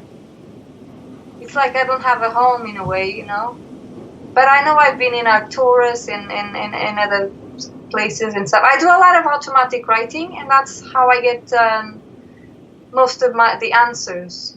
It just comes automatically to me. And some of the questions I have, especially going into places or astrology and what it means, and it comes a lot. But I don't have I don't belong here. And you can tell. I mean, I lived in France. I'm here in UK, and it's still it doesn't feel like. I know that UK and especially Wales. I've seen it since I was a child. I always have a connection with the Celts in a way, and the Vikings. I know there's something there. Norway as well. That I have this connection, and I have to be there, right? Norway, Iceland, Egypt, and Jordan, Petra. It's like I don't know. It's calling me big time. It's been calling me for years. And I actually had someone telling me that I'm going this year. That will happen this year. So I'm kind of curious to see how that can happen. Another adventure, sounds like. Yeah, she says pilgrimage, and you'll have activations in Egypt and stuff. She says I'll have a lot of activations. So let's see how it goes. What is the Lemurian Waters? You want to expand on that? I had dreams in the past with a lot of water, and I never forget this particular dream that I have. It was like water. It was a cave, but the water was so shiny and so blue. I never seen anything like it. And there was a lot of children in the water as well, and it seemed like there was light coming from underneath, like a proper pool, And I don't know, that kind of to have a thing. It's Lemuria. It's ever since I've learned about Lemuria and the energies and the sense of community that we had in the past, and that what frustrates me the most nowadays. It's because there's no community. There's nothing. What we have in this society is nothing. There's no help there. That's why everybody's struggling, Chris. Because, like I said, we're social beings, and when we want to reach out to someone, nobody's there. the people that we go usually for help, which is no help, which is going to the doctors, right? That's just a joke. That's why there's this sense of community again, people going back to their roots. We're going inwards, right? That's why this ascension is mainly going inwards, this rescue, this mission. It's making us going inwards, find our true selves. Yeah, you say even with all the technology that we have and connectivity on the internet that we're more disconnected than we were decades ago. Yeah. Oh, yeah. And I that's why I like Egypt, and I do feel that connection because there's a lot of knowledge in the past. We were way more advanced, as you know. Yeah. We were way more advanced than we are now. That's why, to me, this is ridiculous. But in terms of, and we were way more connected as well, right? But, what we have is a joke, even in terms of science, technology. Technology is only here to make us even more distant. You can see our children, how connected they are to their iPads and their freaking phones and the games and the virtual reality stuff. So there is all this technology, but it's keeping us even more apart from each other. Right? There's a lot of information in the internet, but it's all a lie. Because there's so many lies out there. Everything is so filtered. They want to really, not people, they don't want people to know the truth. Yeah, I'm always trying to encourage the kids, if they're playing online on a video game, to get their friends on and play with them. Like some kind of social activity while they're in front of the screen. Mine do that, Yeah. Let's do some... just to hear them talking to their friends, while they're playing. My oldest one, he doesn't like to go out. Even my nephew, he's 20, he's scared of going out. And it's like, oh my God, man, what's going on with these kids, man? The level of disassociation, we need other people to interact. We need these people. This is a collective consciousness, right? We can learn so much from other people, from being around other people. And this is what I see when I do my groups, because I do it in person. And the level of even the frequency, it's different. When you leave, I might be tired, throughout the day because I have the kids and I have my job. During these sessions, once we finish, it's like a surge of energy because that's the real community. We're there to listen and to support one another, and we know, okay, I can count with these girls if something happens, and that's true, and that's really reassuring. And this is what I see nowadays. People just want to disconnect. They want to leave their jobs. They want to just either have a van or just a bit of land and live off the land. And this is something that I learned in Africa when I lived there. I bet. There was no money, Chris. There was no money involved. There was money, currency. But going to the market, it was exchange. I would exchange eggs for flour or barter. Sugar. That's the Native American way too, is bartering. You trade. You give what you have to offer to others, and they do the same. That's a real connection, And the fruits and everything, I still remember the smell. It was, not full of pesticides and poisonous stuff. You should see me and my husband going shopping. Always read, at the back of for the ingredients and stuff. It's poison everywhere. You have to. My husband, if we had to take all the poison out of there, pretty much it will be like one or two products that we could actually buy from the supermarkets, because it's all crap, man. Even it's harder nowadays to find proper food that it's not being chemically induced. You know what I mean? Yeah. And there in the States, it's bad as well with the FDA and stuff. It's terrible. That surge we can get away with a lot. We eat everything. Even the chicken legs and stuff. We eat everything. Yeah. But they're raised, we know what we're doing. They're not. We don't give freaking pesticides and stuff to feed the chickens and all that, and added water and all that. But yeah. Do you guys have chickens there? No, but we're planning on having. No, it's not our house where we're living here. Okay. But in Portugal, I always, Chris, listen to this. I had a pet chicken, then a pet duck. They live forever because I can't kill animals, right? And you vegetarian? You vegan? No, I'm not. I eat meat, not a lot. I don't eat a lot meat. I do mostly fasting as well. I don't Yeah. eat like a lot, and especially like Juices. red meat and stuff. We don't do that. But You do a I'm lot of not into the juice? vegan thing. I'm not into that. I believe that we need proper nutrients in our body, because I'm hearing a lot of people that are vegans and they're struggling health wise. Yeah. Deficient. So yeah, yeah. It's got to be So they balanced.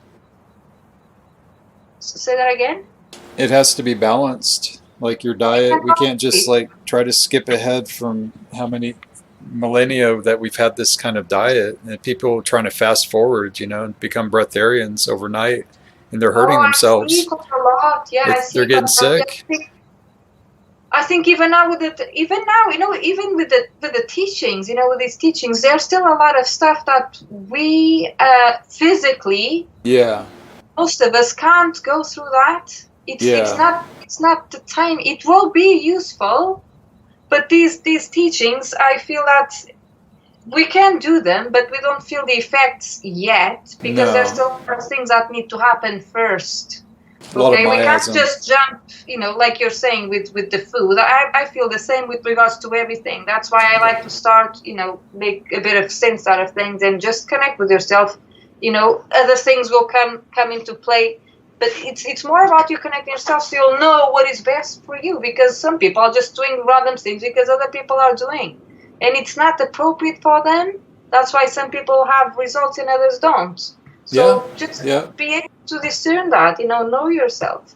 Well, for me, it was like it was very symbolic, like you say, the diet and the spirituality thing and the hygiene, and then detox, because you get a spiritual detox when you come into KS. You drop a lot of stuff that you realize, okay, this may not be good for me, like to channel or to take in an Yeah, entity around me or call on archangels and stuff. That's a detox, right? So yeah. when I started the dry fast thing, that's all I've been doing ever since is preparation, is just detoxing and being more aware of my kids' diet, my diet, what we're doing, the effects of it, the after effects of eating something. We're the same here. We're the same here. But I feel certain things it's way ahead. I know. Yeah, It's still, we're still, a few decades, if not, 100 years. We yeah, still need to wait for certain things, and I'm cool with that. I'm okay with that. I don't want to jump for, start things that it's not meant. It's just a waste of time, so to speak. right. We're not meant to have these things yet. I understand the vegan thing, and I agree. I have this thing of that I teach everyone about the conscious eating and the conscious drinking. Even having a bit of water, that's nothing pretty much. But when you drink it, you do it consciously, and you do it aware that this is feeding my body. I'm taking care of myself. This is my time. It's my self-care, and you can actually feel the water going in through your veins, and nurturing your body and doing what it's supposed to be doing. Same with food. I have time. I chew slowly. I give thanks to the food, and if it was vegetables or the animal or whatever, because I want to clear the karma as well. I'm conscious about that. I know that especially farmed animals, they go through a lot of stuff. I don't want to bring that karma towards myself. So I have this thing that I want to thank, the fact that I'm able to have this food, right? There's a reason why they're food. But I do it consciously as well. When I'm swallowing, when I can feel it going into my body, my stomach, and then it's processed, has nutrients to feed my body.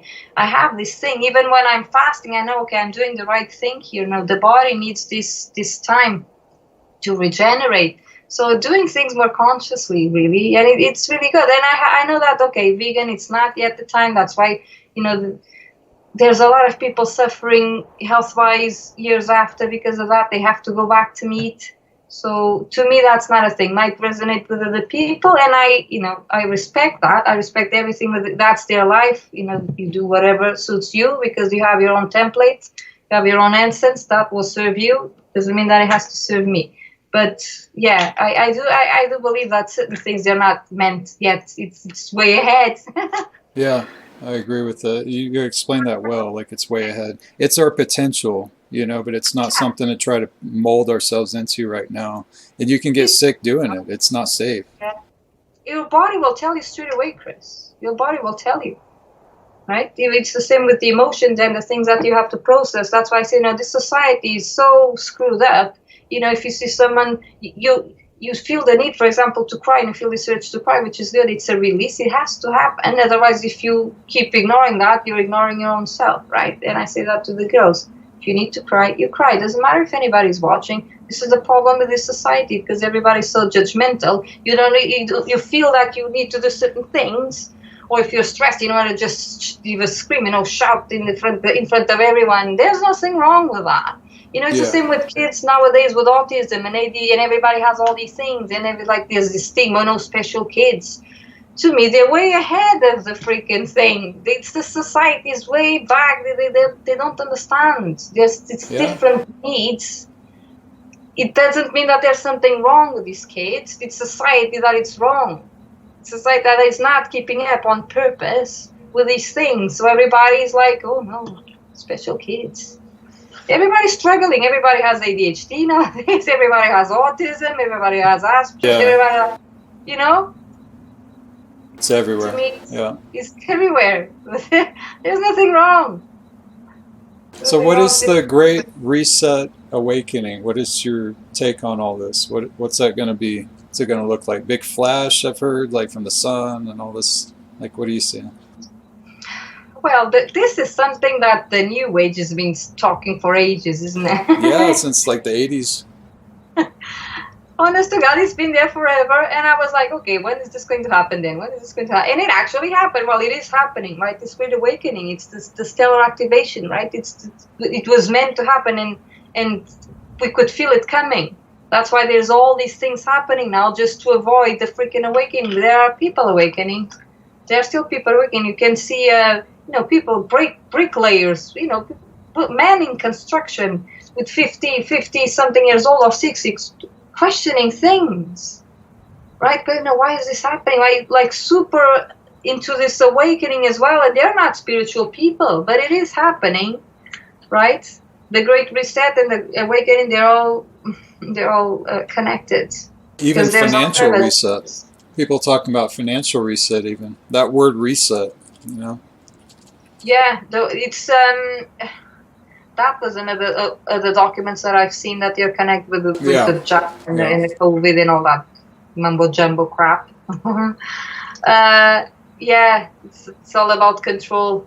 I'm not a big fan of the crypto and all those things. Yeah, I'm not either. I'd rather go into the freaking woods and just trade sugar for eggs and stuff. Yep. Rather than going to the cryptos, that's total control. That's fake. That's honest to God, Chris. Even the capitalist system, I don't believe in that. It's a load of bollocks, as we say here in the UK. It's a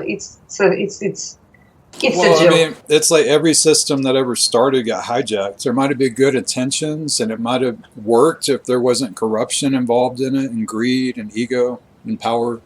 It's like, it's not so much the concepts, it's what's happened to the encryption of the concepts and the systems. All out of proportions, completely. At the moment, there's no such thing as competition, Chris, because most companies that we know in the world, everything is basically owned by two companies. Yeah. The families too. The families, and I never believed in that in this system. That's what I'm telling my husband. I'm trying to get away from this corrupt system as it is. That's why me being, trying to get this mission on the road and helping people throughout their, awakening, trying to establish that connection with themselves and, be yourself, but become aware of the things that are happening as well. Don't focus on the others, on what other people are doing, or the gossip or this or that. I mean, it's a mess at the moment. And to explain them as well about the capitalist system, how everything is working, and I question, Chris, how come people can't see? For example, during COVID, right? There wasn't any money for anything else. right? But all of a sudden COVID happened, so there's money to support people to stay in their homes. Oh, we'll pay you your salary to stay in your house. Oh, all of a sudden there's a lot of money then. Where is this money coming from? Right? And now all of a sudden there's no money again. But who's printing the money? Who is saying, okay, let's go this? It's people don't see these things. They just go with the waves. And this is what I'm trying to do with this, going with the wave of the awakening, for people to actually understand what is going on with the big reset. And yeah, crypto, it's really cool. No, it's not. It's not a school. It's pretend. Just keep your gold and your silver, everything you have. Like we have, we're trying to do that, because that will have some sort of value. This money that is around is just, it's plastic. It's nothing. It's nothing, right? And the things that you owe, and the, banks, everything that we see, the mortgages, everything for the houses, it's like the Bibles and the Qurans, and there's half truth and there's half lies. It's like I can't rely on that, and the people who are govern it. It's not even the people who are in the government. It's whoever is behind that as well. They're the ones running the show. It's like another world, like just entering another world, participating in all these, yeah. When you realize that everything is owned by two companies and there's no actually competition, so this inflation crap, it's all a big lie. Have you studied the sovereignty? Everything. Have you studied the sovereignty movement, like to make yourself sovereign from all the, like, birth certificates, ID? Yeah. Ian started it in Neil, isn't it? Oh my God! But I want to do that. Yeah. I want to do it. And that's when I sign certain things, I do put certain initials and stuff, just to make sure that they're aware that I'm aware as well. Right. I don't want to be part of this crap system. This is what I say now. I don't feel like I belong here, because none of this resonates with me. The capitalist system, churches, schools, the educational system, it's all a joke. I have to, my kids are in school, and the bullshit they're bringing from school with regards to the history, and oh my God, we have to reteach them and say, look, kids, that's not exactly how it happened. Yeah. It's just a waste of time. My little one, she's not going to school. I'm going to homeschool her. She's not going to system. Yeah, and we're going to take the kids at some point. It's not good for them. So yes, everything that has institution, to me, it's no good. Because like I said, a good leader, it's a leader that actually listens to its people, right? And to me, it's just completely absurd. You have to wait 5 years to take someone out of power to just choose another one when you don't agree with most of the things they're doing. He should be work for us. Same with the police and everything else. We're all a community. We should be working together. That's why there's this disconnection, Chris. It's because people don't want to be bothered. Oh yeah, they're politicians. They know what they're doing. I just let them deal with it. But then you're not happy with the things, and you don't do anything anyway, because you're more distracted watching Netflix, or who won the soccer game, or whatever. Distractions. And the things that you disagree, you don't do anything about it. It shouldn't be like that. A leader follows its people. They shouldn't even have any money. In my opinion. Yeah. But I always have strong opinions with regards to that. I never followed any politicians, because I know regardless who was there, they might have, everyone, even doctors, when you study to be a doctor, you can have the most, the best of intentions. Yeah, I'm going to change the world. As soon as you're there, you realize it's the complete opposite. And you're just there to sell for the pharmacies, to have your commission. Do you feel that people are waking up to that, like locally where you live at? They're starting to see it? Yeah. That's the awakening. That is what it's doing. And that's why this COVID thing, the war, it shouldn't happen now. That's why it's a bit mess. What are you saying with the New Age movements and newfound Christians phase? What is that? The whole nother can of worms here. I see a lot of. I see. I don't know. I mean, That's where we started this interview, I think, was around this subject, right? Yeah. It's like, okay, you got to get this out. We need to talk about that. I need to talk about it. Yeah, I'm speechless. Yeah. With regards to the newfound Christian. I mean, New Age, I do understand certain things, right? I wouldn't say I'm part of the New Age, because I can see I work with the shadows. I work with the things that you need to actually process in a natural way. So I don't go into festivals and dance and just have mushrooms or whatever. I don't do any of that. I don't even drink. I never smoked. I don't drink. I don't do any of those things. So you're even like the psychological shadow approach, like in psychology, dismantling the past, the trauma, like hands-on, right here in 3D life, real life stuff. Yeah. But I'm aware of the other things, but I find it's important because these are the tools we have at the moment. I know we have access to a lot of stuff, but I feel that at the moment it's a bit pointless with that we're just overlapping certain things. That's why in certain chaos groups I see, okay, this is high vibe stuff, but there's still a lot of stuff that haven't been processed. That's why everybody's like, a lot of chatter, That's why there's not much, there's certain things that still need to be processed in order for other things to happen. So we're just jumping a bit the thing here.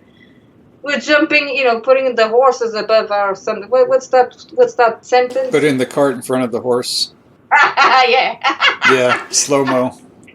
To me, I'm working with what we actually got at the moment. Yeah. And it can, everybody can do it, and it's super simple, and it will help loads. It will help loads because with those tools, just being connected with yourself, you'll be able to, okay, I'm more focused into this now. So I can go this route because you'll know it's your template, you know what you need. You don't need to follow anyone. In that sense, like following the herd. Oh, everybody's doing this, I'm doing it as well. No. Listen to yourself, listen to your body. But in order to do that, you need to stop, and be more. That's why this awakening is good in a way, because people are questioning things. It all starts with these questions, which is good. Once you start questioning things, you're in the right track, But yeah, New Age. New Age, I don't see much harm because, like I said, I think we have to process certain things. If people are drawn to the Metatronic thing, they have to process that, okay? There's a reason why they're drawn to that.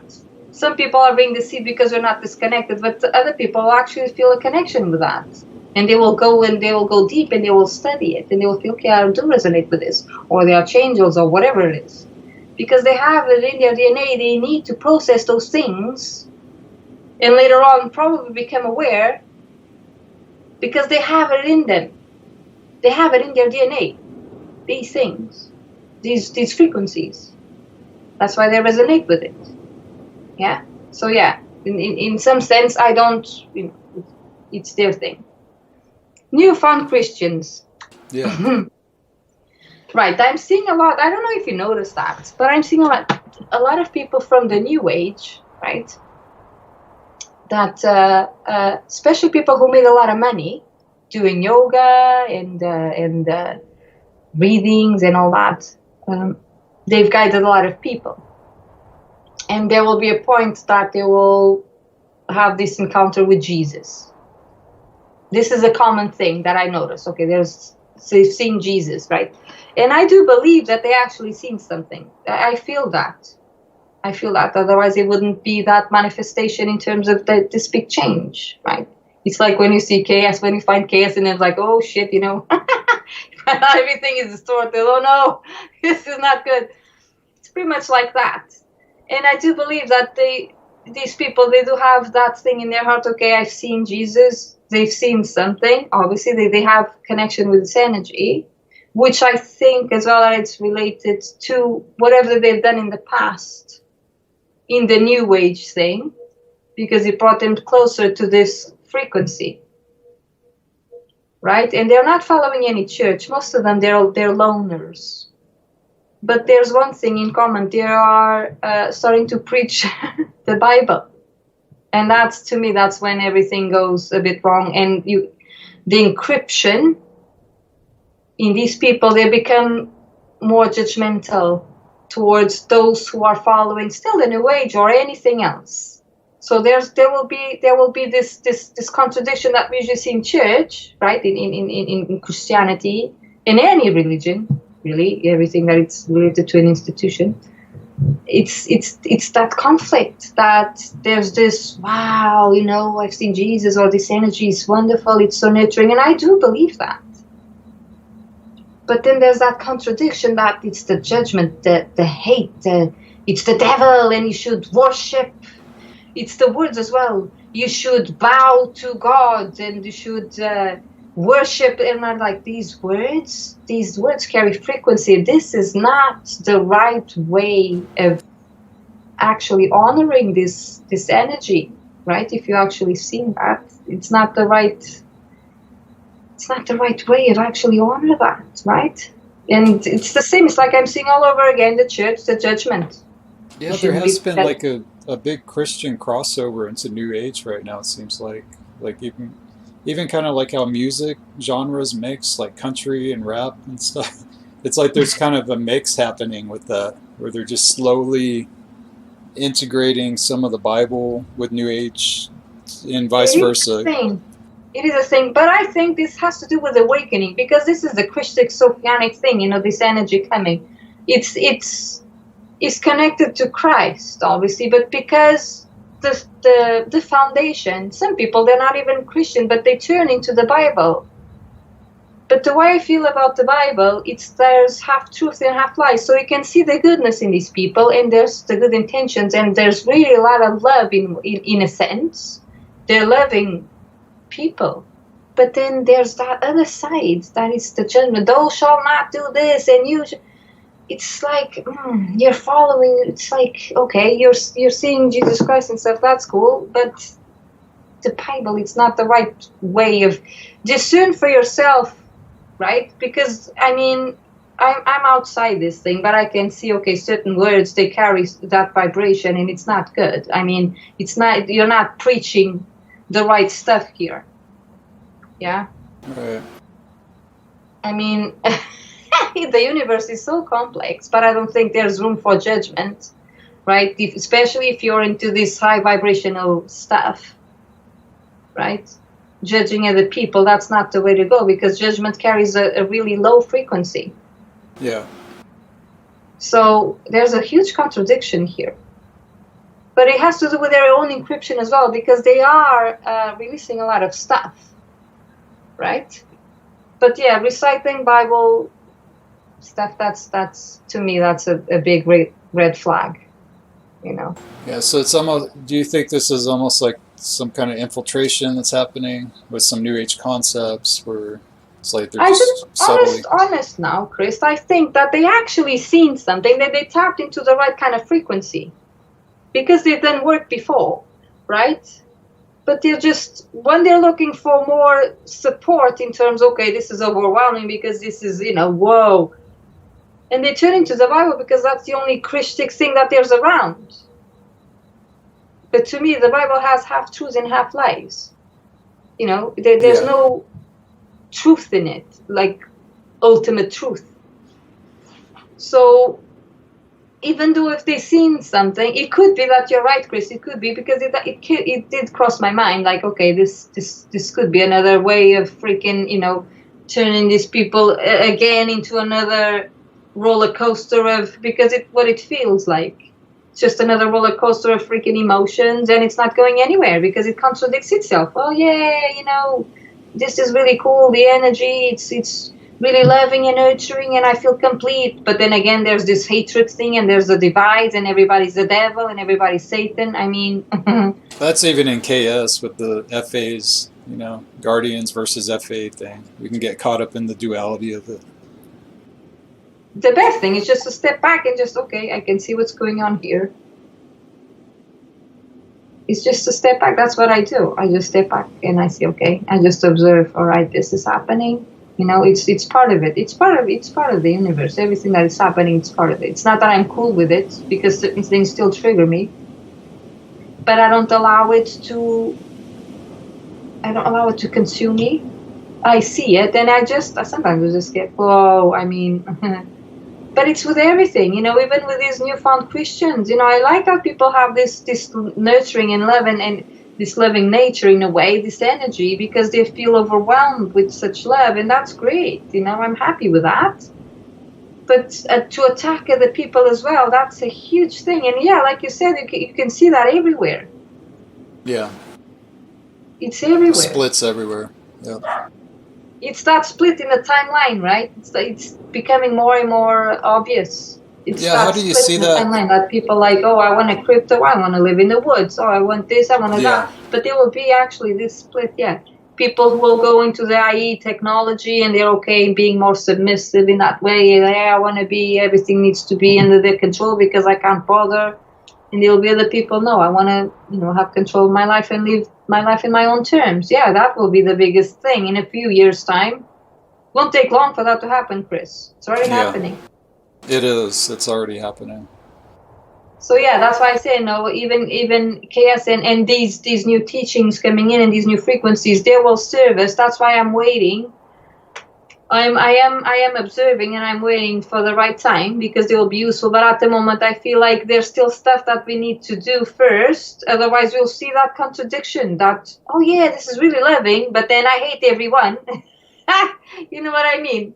I have compassion towards everyone because I can see the trauma in everyone. I can see what's going on. I can see why people are frustrated and they shout at each other and have all this anger. I can see why. I know why. And I have compassion toward these people, right? I'm in a place that, okay, I'm stepping back. I can see the drama. I can see the victim. I can see all that. And I have this compassion towards people, but I don't get, okay, because it will take time. And, you know, we can't save everyone. It's not my role to save anyone anyway. It's up to them. It's their own encryption. It's for them to know if they resonate with me. I, for example, I don't put myself out there. I wait for people to come to me. And if they resonate with what I do, great. Come on, let's have a chat then. Yeah.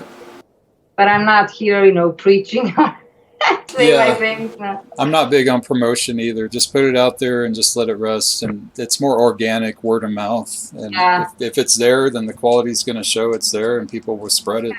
It's natural.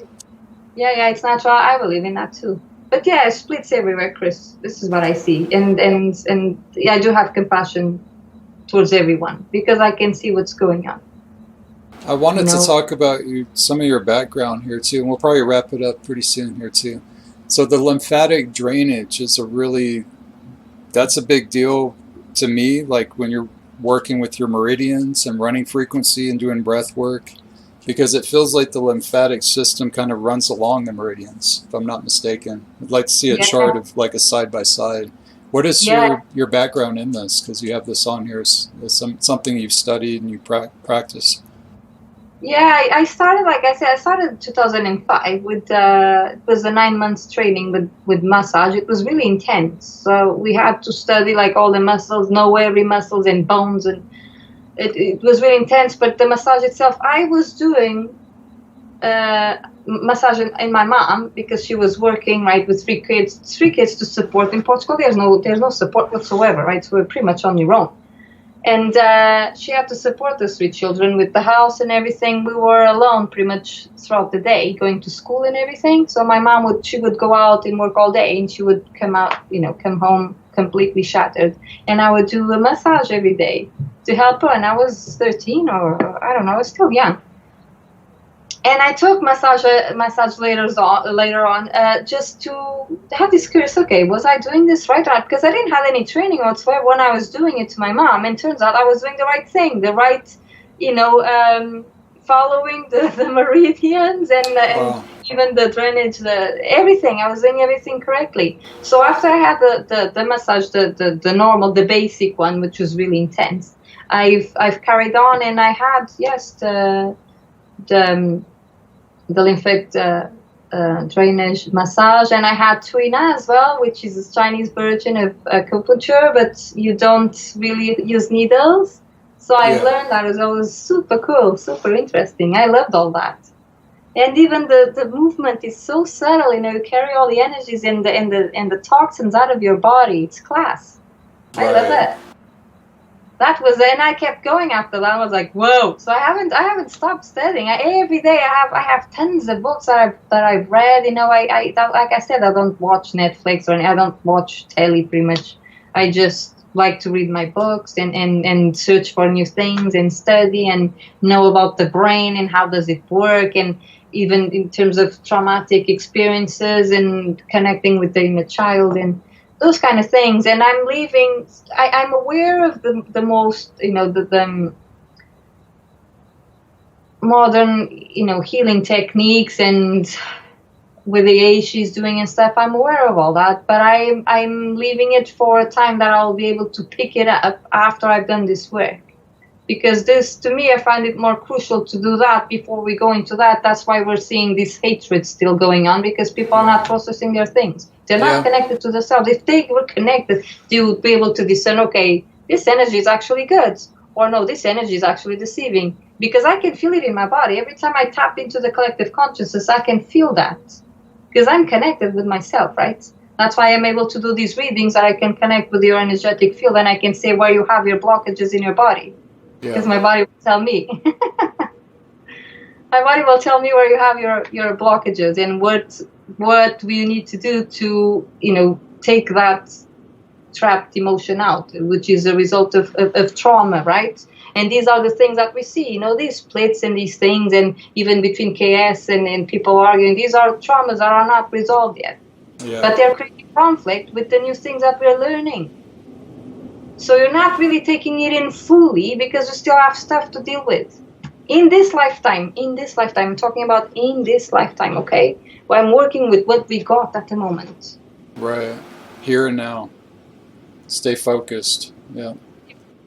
So, yeah. I see a lot of the alternative medicines like fitting in, like you say, in the future after we process more as a whole, as a collective. Because right now we're just like these little hub groups, spiritual groups that are talking about, you know, these really high technical terms, like that's in Cathara. I don't know if you've seen Cathara. It has its own meridian lines and stuff, and low T lines. I love that. Cathara 2-3.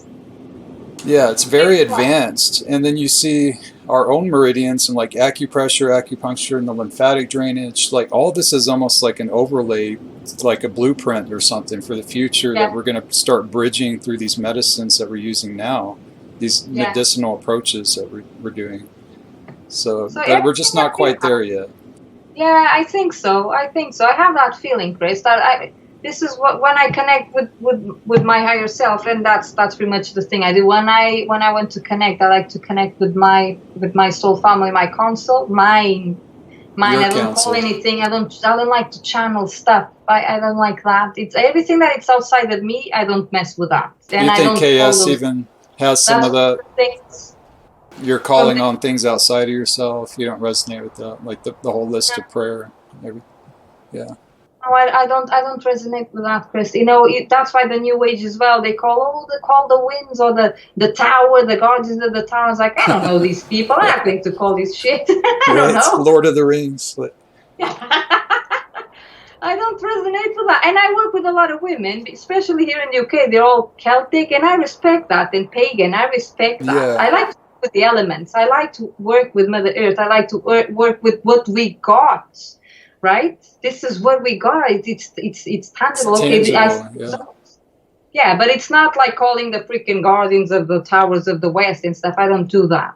Yeah, you know that's why I don't get too, like I was saying earlier, I did past life regression, but I don't get too fascinated with who I was, you know, and these titles or the time frames, because I mean, it doesn't apply to what I'm doing right now. There may be some patterns that I've adopted from past lives that's good to recognize, you know, but other than that, trying to just key yourself into this other lifetime can get really distracting really quickly. Yeah, I like doing it for it's more out of curiosity, and I've worked with other people, and it did help them in this lifetime. That's why usually they look for a past life, because there's something going on in a particular relationship that they can't put their finger on it, and they will go into a past life and they will know exactly what it is. And most of the times it's just a karmic balance So they can't understand why this person is so mean to me or whatever, why is this happening? And they will go to a past life and they will see exactly why it is happening, give them peace of mind and closure so they can close that chapter. So it doesn't bother them in this lifetime anymore because they understand what happened in the past. So it's like a karmic balance, so to speak. Yes. Yeah, that's a good approach. Therapeutic approach. Mainly. I like it because I'm super curious and we can tap into, when you were in a different planet, for example, and you're just in the middle of nowhere I had a girl, she tapped into, when she went into a past lifetime, she was in Arcturus, and she was this blue being, she was manipulating these massive crystal towers, and she was floating in a circle with other Arcturians, and they were overlooking a lake, floating. It was really odd, but the thing she was doing, manipulating like massive crystal grids, and there was even the technology there was different. I mean, it's super interesting just to get to see and know these things, just out of curiosity, really. But yeah, most of the people that look for that, and when I offer the past life regression, it's more to give a sense of a closure, because there are things that are still disturbing them that they can't understand because they can't see it. They don't understand the bigger picture. So we go to a past life to have that resolved. And usually that's what it can. And they feel the healing coming through. It's like a massive weight came out of their shoulders, and they move on from their lives, with their lives with more ease, so to speak. Yeah. And just out of curiosity, like you say, instead of like the fascination or even affiliation of Arcturus or this planet or where you were at, there's so much of this in KS where people are just totally keyed into these other lifetimes, or like, I'm this guardian, I'm that. I just think some of that's moving into distraction when we've got shadow work to do. We're up to our eyes in shadow work that we got to get on right here in this coordinate, in this time-space coordinate, right here. Yeah. We got to get to work. I don't like the titles. I do say, look, I feel connected with the Lyrans and stuff, but I'm not saying, yay, no, I don't like that. And personally, I don't like calling stuff as well. Like, let me call these or those specific guardians or whatever. Right. No, I like working with myself, my higher selves in the other dimensions, getting them closer. It's me. It's my frequency. It's what belongs to me, and that's what feels right to me at this time. So I don't. Yeah, like you said, many distractions and stuff. I'm not like that. I don't resonate with that. Yeah, that's a very grounding approach, how you take it like that. Not to put a title from somewhere else on you right here, right now. Like, you're Claudia, that's who you are now. This is your life, your story. The names. Yeah. The names that I can't understand. I don't resonate with that, right? I don't resonate with that. But there's a lot of people that you can tell that they're like British but they have like the names, Shana, like, I don't know. And I'm like, why put those names? Why don't you just call yourself the name that, you have? Like, because that is your essence, right? Yeah. Although some people, I understand that they might not, agree with the name, or they don't feel like, oh no, I don't feel like this is my name. But there's so many people, especially people who do yoga, that they have these, like, I don't understand. Why just... call your name, it's fine. Yeah. No need to have labels and stuff. And hey, you're special anyway. It's the cart in front of the horse thing. Like, it may be true, and it's not to discount it, but we've got so much going on right now that, I mean, you can resonate at that level and connect with your higher selves, like you say, but you're still who you are right now. This is your story right here. Yeah, this is your timeline. This is your time. You're hearing this timeline. God knows what is going to happen, in a different timeline if you're going to reincarnate or whatever. Because I think we have to come back anyway. But I'm dreading that. I don't want to come back. No. No. About done. I want to come back. I keep saying nope. I refuse to come back. I'm not coming. But do you know where you're going? We don't know. No. My God. Do you know where you're going? Like, do you see it? Like your future timeline, future self? No, I haven't tapped into that yet. Yeah. I haven't tapped into that yet. No. I know that they want to pull me into higher frequencies because that's how I feel. I literally feel my body being pulled. Oh my God. you know, the pressure that your body almost buries into the bed because it's like there's a weight because it's the high velocity sound freaking proof super fast sonic thing. It's the feeling was the exact same thing, and it was like I was going up in different bands. But yeah, I don't know, Chris. I'm at peace with what I'm doing at the moment. I'm at peace. I know that I am helping a lot of people shift in terms of this lifetime, which is more important to me, because if they're more connected with themselves and their higher self, they will know what to do once the body is gone. And that's the main thing, is to have that connection with your higher self, because you'll know then what to do when the body is gone. You'll be more at peace.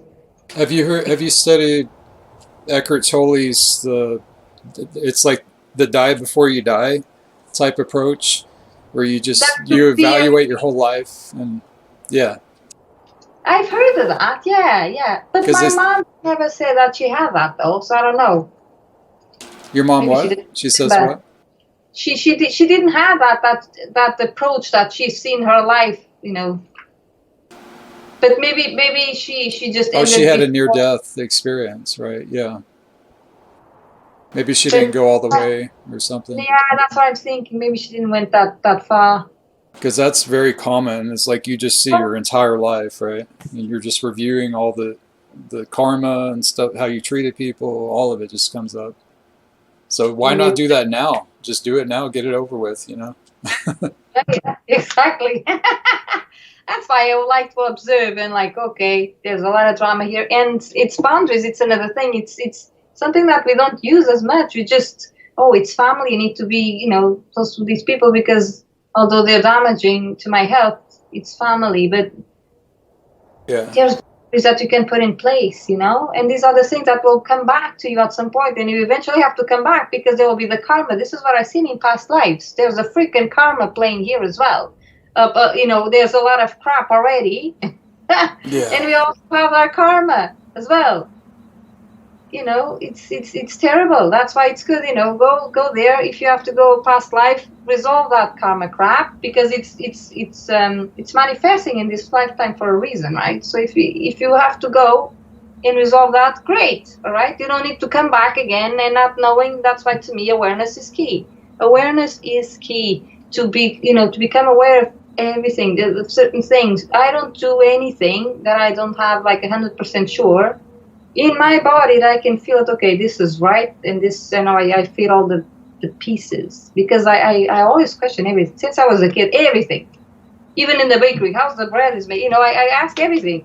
I want to know everything, but it has to make sense to me. It better be fresh meat that you're chopping there. You know?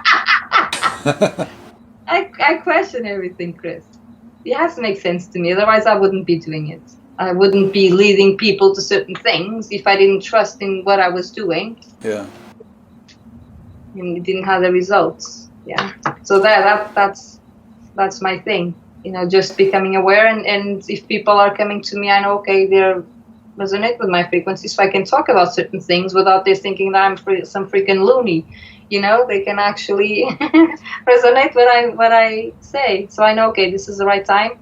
That's why I don't put myself much out there, because I know that not everybody will resonate with, although it's really simple, not everybody will resonate with, you know, my views on society and how everything is rigged and distorted and it's not really what it seems. So becoming aware, it's really a part, you know, it's really important for you to be aware of that, because so then you'll be able to decide. If there's anything else you want to discuss, I usually close with, like for newcomers, people coming into KS, any advice? Also, like dreams that you may have had that stood out that you might want to share, or visions. I think you shared some already. But yeah, I've seen stuff that it happens. I've seen a huge spiral that nobody was looking. Nobody would see, and days after that spiral came through somewhere, I don't know where, Norway or something, I don't know. Oh, okay, like a physical spiral on the planet coming in. Norway But spiral. yeah, I'm not sure where it was, to be honest, but it was recent. It was this year, Chris. Oh, okay, this year. Well, there's been other spirals too. They've had some weird Yeah, phenomenon stuff. No, I've they say seen that it. they're rockets. And in the same dream, there were aliens, gray ones, really weird, like walking around. And I was like, is nobody seeing this? Am I the only one seeing this? And Oh, days wow. after, there was the freaking same exact spiral in the sky. I was like, whoa. And there was another one as well that I had this week. Again, loads of different moons in different sizes. And I was looking up and I was like, even like, let me take a picture with my phone because nobody will believe me. Because nobody was Jeez. seeing Is it. that Only real? me. Yeah, those are really like vivid dreams as well. It's weird, but there's a lot of aliens coming through now in my dreams. What were the Greys doing? What were they doing? Just coming out of ships? Found, yeah, and walking around like no facial expressions, like really, Oh, really freaking long. The legs just walking, and I was like, oh my whoa, God, creepy crawlies. Yeah, yeah, I could see that as you're they were describing it. greys. They were greys, yeah, yeah, Tall yeah. Greys, long legs. Ugh, insectoids. Yeah. The face, it was like really long, like, but there was no expression. There was nothing there. I It wonder what creeped they're me out. Oh doing. my word! Like it was Yeah. like 4 of them or 5 of them. It was like really weird. Did Like it I feel was like here and now, or like another timeline type thing, or it was like no, here? I thought they were here in It's this like in this here, stuff. like they landed, But yeah, they're around. Yeah, they're around. Hmm. and Yeah, just I've all seen over that. the world, or place in particular, No, I don't think it was all over the world. No. just No, like but they kind of. show themselves to me, like saying we're here. Oh, great. I've Wow. seen that. I've seen a dream that the Queen was dead as well, the Queen of England. I have a dream that she was dead, and there was two timelines. So they were showing us the Queen on the television, and the Queen was dead, and there was this timeline. There was two queen. There was two. It was the Queen, but there was a version of her really young, in their 20s, and there was her version of old on the television, and I knew she was dead. So they were playing with the timelines and with holograms Oh, and stuff. She's dead. Yeah, I've seen that. wow. Yeah, Yeah. that kind of makes sense too. Not. She's been alive for a long time. It's like, wow, she's getting old. Yeah. I think she's dead, but they haven't. They're using holograms Yeah, because and all the stuff. other ones, like in Power, are dying off, and she's. It feels like, wow, she's still going. It's still alive, isn't it? Yeah. Hello, it's still alive. Well, she's the queen, so they have blood transfusions and all that crap. So yeah, but yeah, I've seen. Clones. I had another dream years ago with the queen. Yeah, that was really weird. It was this black. It was before COVID. And I still remember this dream. There was this big, massive black. It was a black airplane. It reminded me of the Twin Towers. The plane was massive. It just was flying really low over the city, and it just crashed. And I was like looking, my God, that plane is going to crash.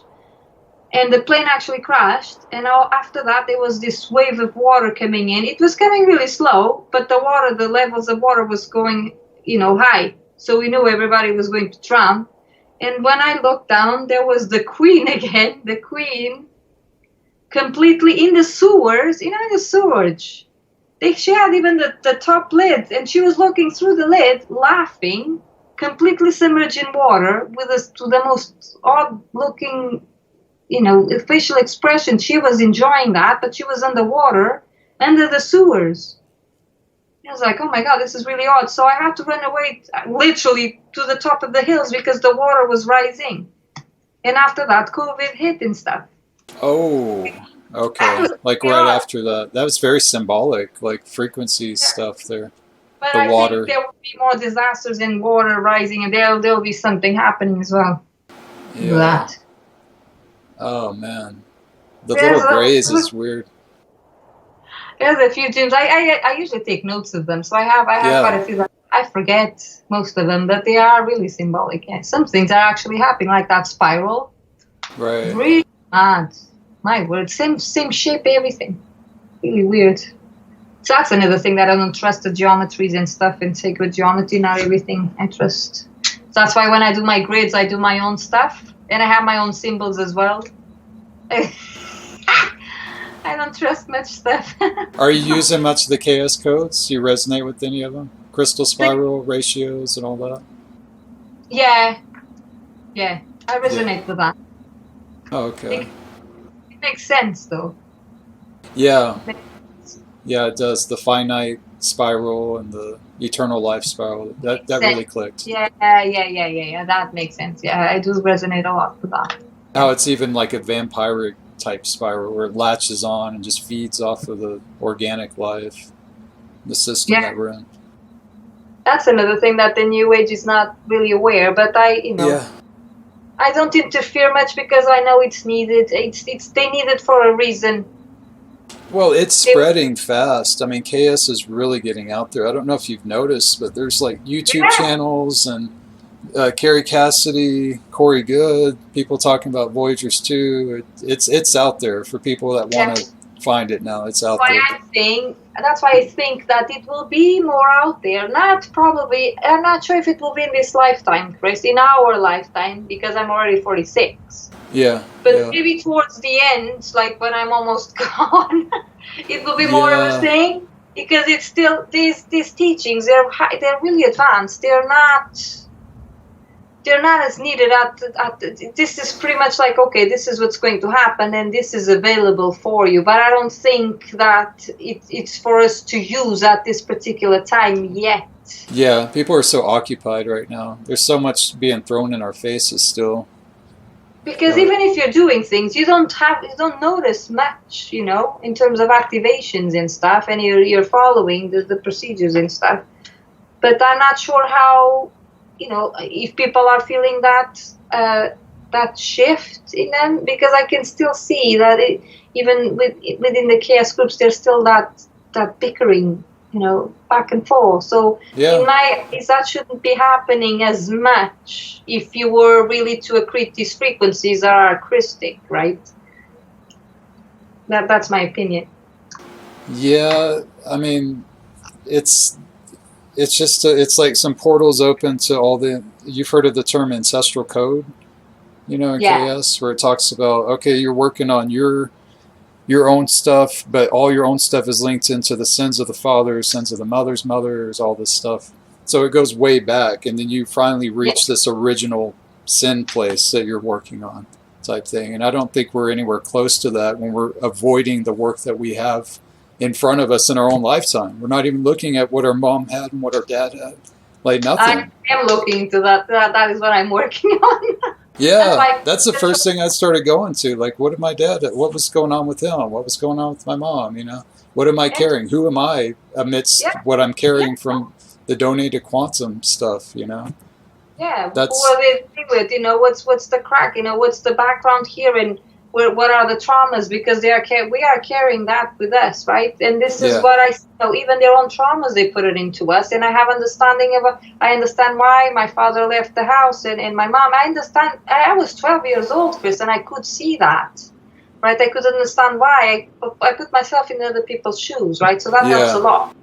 Yeah. But I have that understanding, I understand why my grandfather had that character, like I understand that, and I have that compassion. That's why I'm okay. I'm not super like, the trauma and this and that. And I had a traumatic life in a way. It wasn't like the best. We starved and stuff, but I understood why. My mom had to work. She wasn't there for us. That's fine. I understand that. That's why I'm okay. Yeah, I'm okay now with certain things, and I can sit back and analyze. Okay, this is what's happening, and I can have compassion towards certain people that they might have some sort of problem with, or they don't resonate with some, especially now with the COVID and the vaccine. But I can see both sides, and I can see why they're reacting like that. Yeah, there's just so many people still getting yanked around by that quantum of not even interfacing with that heaviness. That a lot of us have the overlays of our parents' distortions, and we don't even realize it. We identify it as us. So we don't know where even our authentic self stands because we're getting yanked around by the stuff that our parents were working on that they couldn't figure out in this lifetime, you know? And I see a lot of that happening in the group emotionally, like people just yanked around, like, oh, you said this, you said that, like, Yesha this, Yesha that. They're targeting their own emotional instabilities onto other people and external things, you know, because they can't handle it themselves, basically. Yeah, It's a lot of that. That's the work right there. Yeah. That's what I do. It's for them to become aware of certain things. I go right into the past and all the limiting beliefs. It's really deep work. It's really deep, and some people, they don't want to do it. They don't want to go through it. It's especially people who have really traumatic experience in the past. It's hard on them. You know, you can see the self-sabotage coming in, but it's so rewarding after that. So rewarding, you know, when you realize certain things. This is my grandmother, this is my grandfather, this is not mine. Even the way you say certain things, you know, the shame and the guilt that most people have, they're not theirs. It's not theirs. The depression, it's not theirs. It's not conditioning from society, from the parents, from everything. It's no one's fault, really. That's how I was even trying to figure out like what Native American tribes are on my mom's side. I was really fortunate to know my dad's side is Osage. He actually had the papers because he carried so much Native blood. The government made you carry papers if you carry a certain percentage. So I was blessed to know that. But on my mom's side, it's like there's so much shame around it. And I've got family members, third cousins, and people trying to figure it out and compare stories. But even bringing it up at the dinner table, just trying to talk about it, you get kicked under the table, like, hush, you know, you can't talk, you can't bring that up here. Just because of what has been done to the culture, you know, like all the raiding. That's to me the church and stuff, you know, what they've done to the natives, and oh my God, it's sad. It's sad. It shouldn't happen, you know. I have more faith, you know, in the not system, but in the techniques, to work with techniques that belong in the past in a way, you know, the Native American stuff, although certain things have been hijacked, but they carry more wisdom in a sense that can serve us in this timeline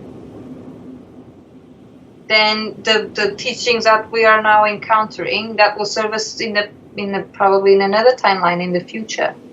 But there are things that need to be released first, you know, and I have more trust and more faith in the things from our ancestors, from the Native Americans, from anything that is native, because they knew what they were doing. You know, the way that they lived as a community, everything worked properly before money came in and destroyed everything.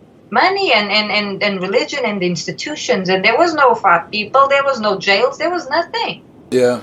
You know, and look at it now. We're being poisoned left, right, and center. Can't trust anyone. You know, the level of disassociation, it's so way, even our own family. It should be, you know, a community. That's why there's people that want to go to the woods now, you know, and just leaving everything. I just want this sense of community. There's people here buying land, you know, chipping in, putting money just to buy a big plot of land to have their own community. Right. Yeah, and that's the thing that's happening. You know, that's real community. You know, you rely on people, you know, even your own children, you know that they're safe in that environment. They're learning the good stuff, you know, they're learning how to socialize with other kids and trust themselves. A lot of it started here in our country. It started before even Y2K, like the Doomsday Preppers, but especially before 2012. And there was even TV shows called Doomsday Preppers, where it shows these families and people that built all these mainly bunkers, you know, people preparing for Armageddon. But it's like you don't need to prepare for a traumatic event to come together and have a community and grow a garden and stuff. It doesn't have to be like a war.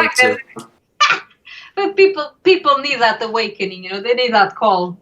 Yeah, that's what this awakening is doing. It's actually making people think, okay, what are my priorities here? Is it going to work to fill someone else's pockets and not seeing my children and not actually live my life and fulfill somebody else's dream while I work myself to death? Right? Where's the dream here? What are we doing here? Yeah. Right? And that's how, to me, that's why this is happening now. It was supposed to happen anyway. That's why COVID came in and stuff, just to try and steer everything up and all, keep it really low in the frequencies. But yeah, it's a good thing that people are actually awakening from this and realizing that, yeah, this doesn't make any sense. And most people are coming to me, they are awakening, they are confused. But when I explain in these my terms, which I try to make it really simple, they do resonate with that. And they're willing to do the work on themselves. And that's all it takes, And I can see big shifts in people, they actually put boundaries in place. They live more according to their own frequency. And they have their own tribe, they have their own connections, the ones that they actually, okay, I can connect with these people. Yeah. As opposed to just having small talk here and there and be all upset because I can't really be myself here. No, allow yourself to be yourself. Allow that to happen. Your tribe will find you. And it's true, once you step into your power, into, okay, this is me. I may have these distortions or I may have this thing, but I'm processing, I'm aware of that, and I'm working on it. Your tribe will come to you. The right people will come. Your frequency will attract the same kind of people. Yeah, that's true. That's what I saw. This is what I'm seeing with my work. Massive shifts. And it's super simple. Just connecting with yourself. Just the fact that even when you're sitting in a chair, just to stop and think when you're working. Am I sitting correctly here? Am I putting my feet? Am I feeling comfortable here? How am I feeling here? Just that. 5 seconds. 5 seconds here and there. Connect. Feet on the floor, see how it feels. Am I feeling pins and needles here? Do I need a toilet? Do I need a bit of water? You're listening to your body. This is something that people don't do usually.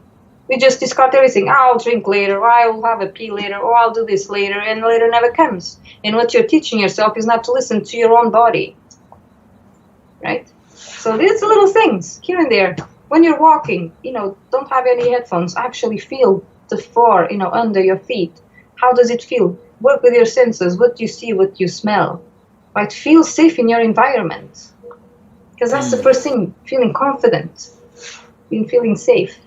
Because then you'll have the strength to, overcome whatever. That's real frequency coming in. When you do that, you're just aware. Yeah. And then you're able to discern things better. Because, a lot of people that come to me, they don't know. I don't know what I want. They know exactly, Chris, they have a list of things. If I say, okay, tell me 3 things you don't like about yourself. It's loads. I don't like this, I don't like that, I don't like that. Okay, so tell me 3 things you like about yourself. And they struggle, Chris.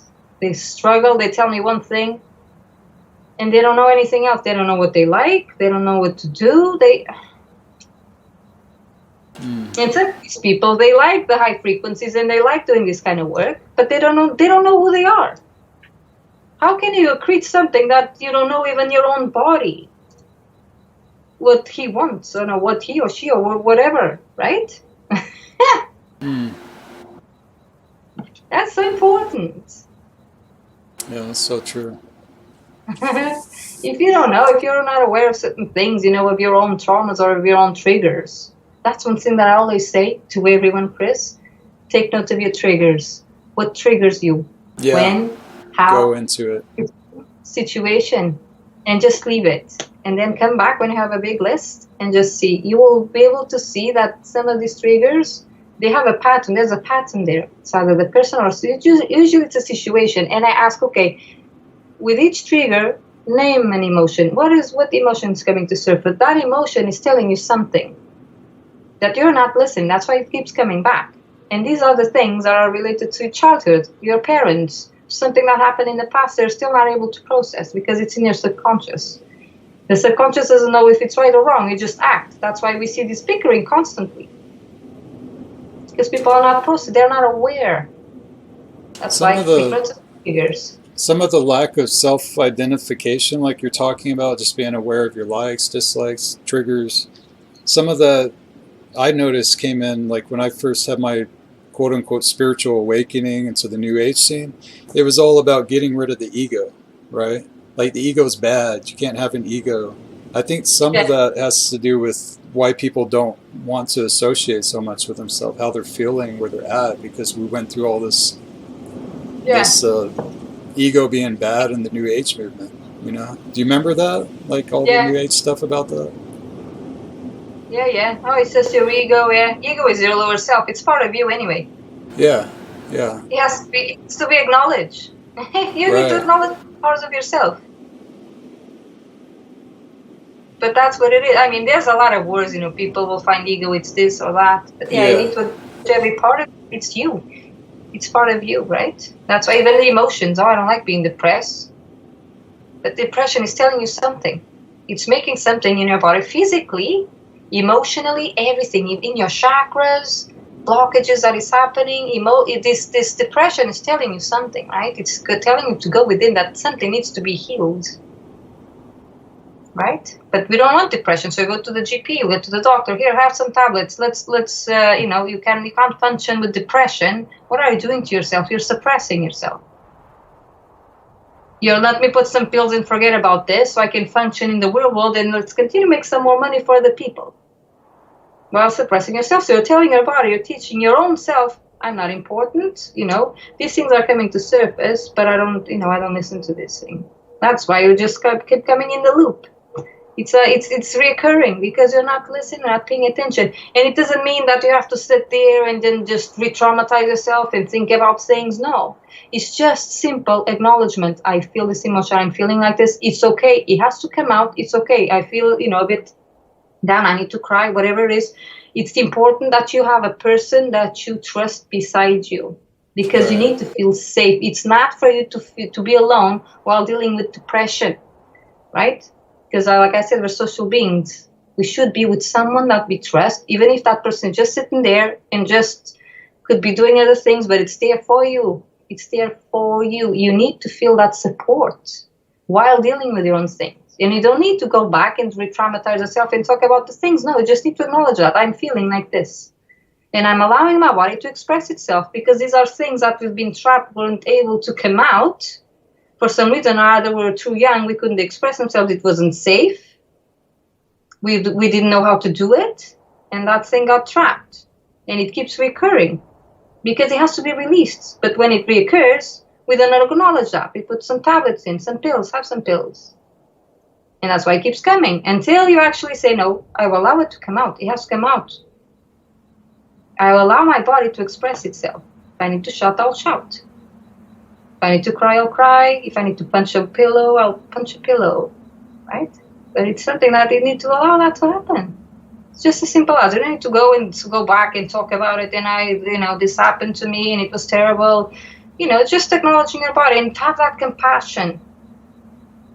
Have that compassion towards yourself. I am listening to my body. I'm allowing this, because it's part of you, right? Mind, body, and soul, everything is part of yourself. Even if the body is gone, you're acknowledging yourself. You're giving back your power. It's empowering. Yeah? That's why I don't agree with tablets and all that. Yeah. I'm terrible, Chris. I'm terrible. But it's true. It's true. It's so simple. It's so simple, but it's hard. It's hard because people don't know. They're not comfortable with the emotion and things that are really strong emotions, because you feel like you're alone. You don't have the support. There's no one there. You shouldn't be like that. You can have someone that you trust around you, and it's okay to cry. And it's okay to scream. It's okay. Whatever your body needs to do. If you want to, go freaking berserk, do it. It's okay. Mm-hmm. Just allow that to happen. The more you do it, the more you release, the more you allow, because you're connecting back to the self. You're allowing, I'm allowing myself to be. I'm listening to my body. Yeah, listening to myself. I'm giving attention back to myself for once. And then everything changes after that. That's especially important right now after all the hype around COVID and the fear we've been bombarded with about it, quarantines. There's so much fear that's probably locked up in people's bodies from that too. Yeah. Of catching it. Fear is telling you something else as well, Every emotion has a message. And it's not a bad thing. It's a message. The only thing that I usually say is that there's a conflict, right? That's why it doesn't feel good. Because there's a conflict between the person that you think you are and the person that you should be, in a way, right? That which is the real you, without all the conditioning and stuff. There's that conflict. That's why it doesn't feel right. And that conflict will transmit itself out there. That's why there's that bickering. It's that conflict within ourselves.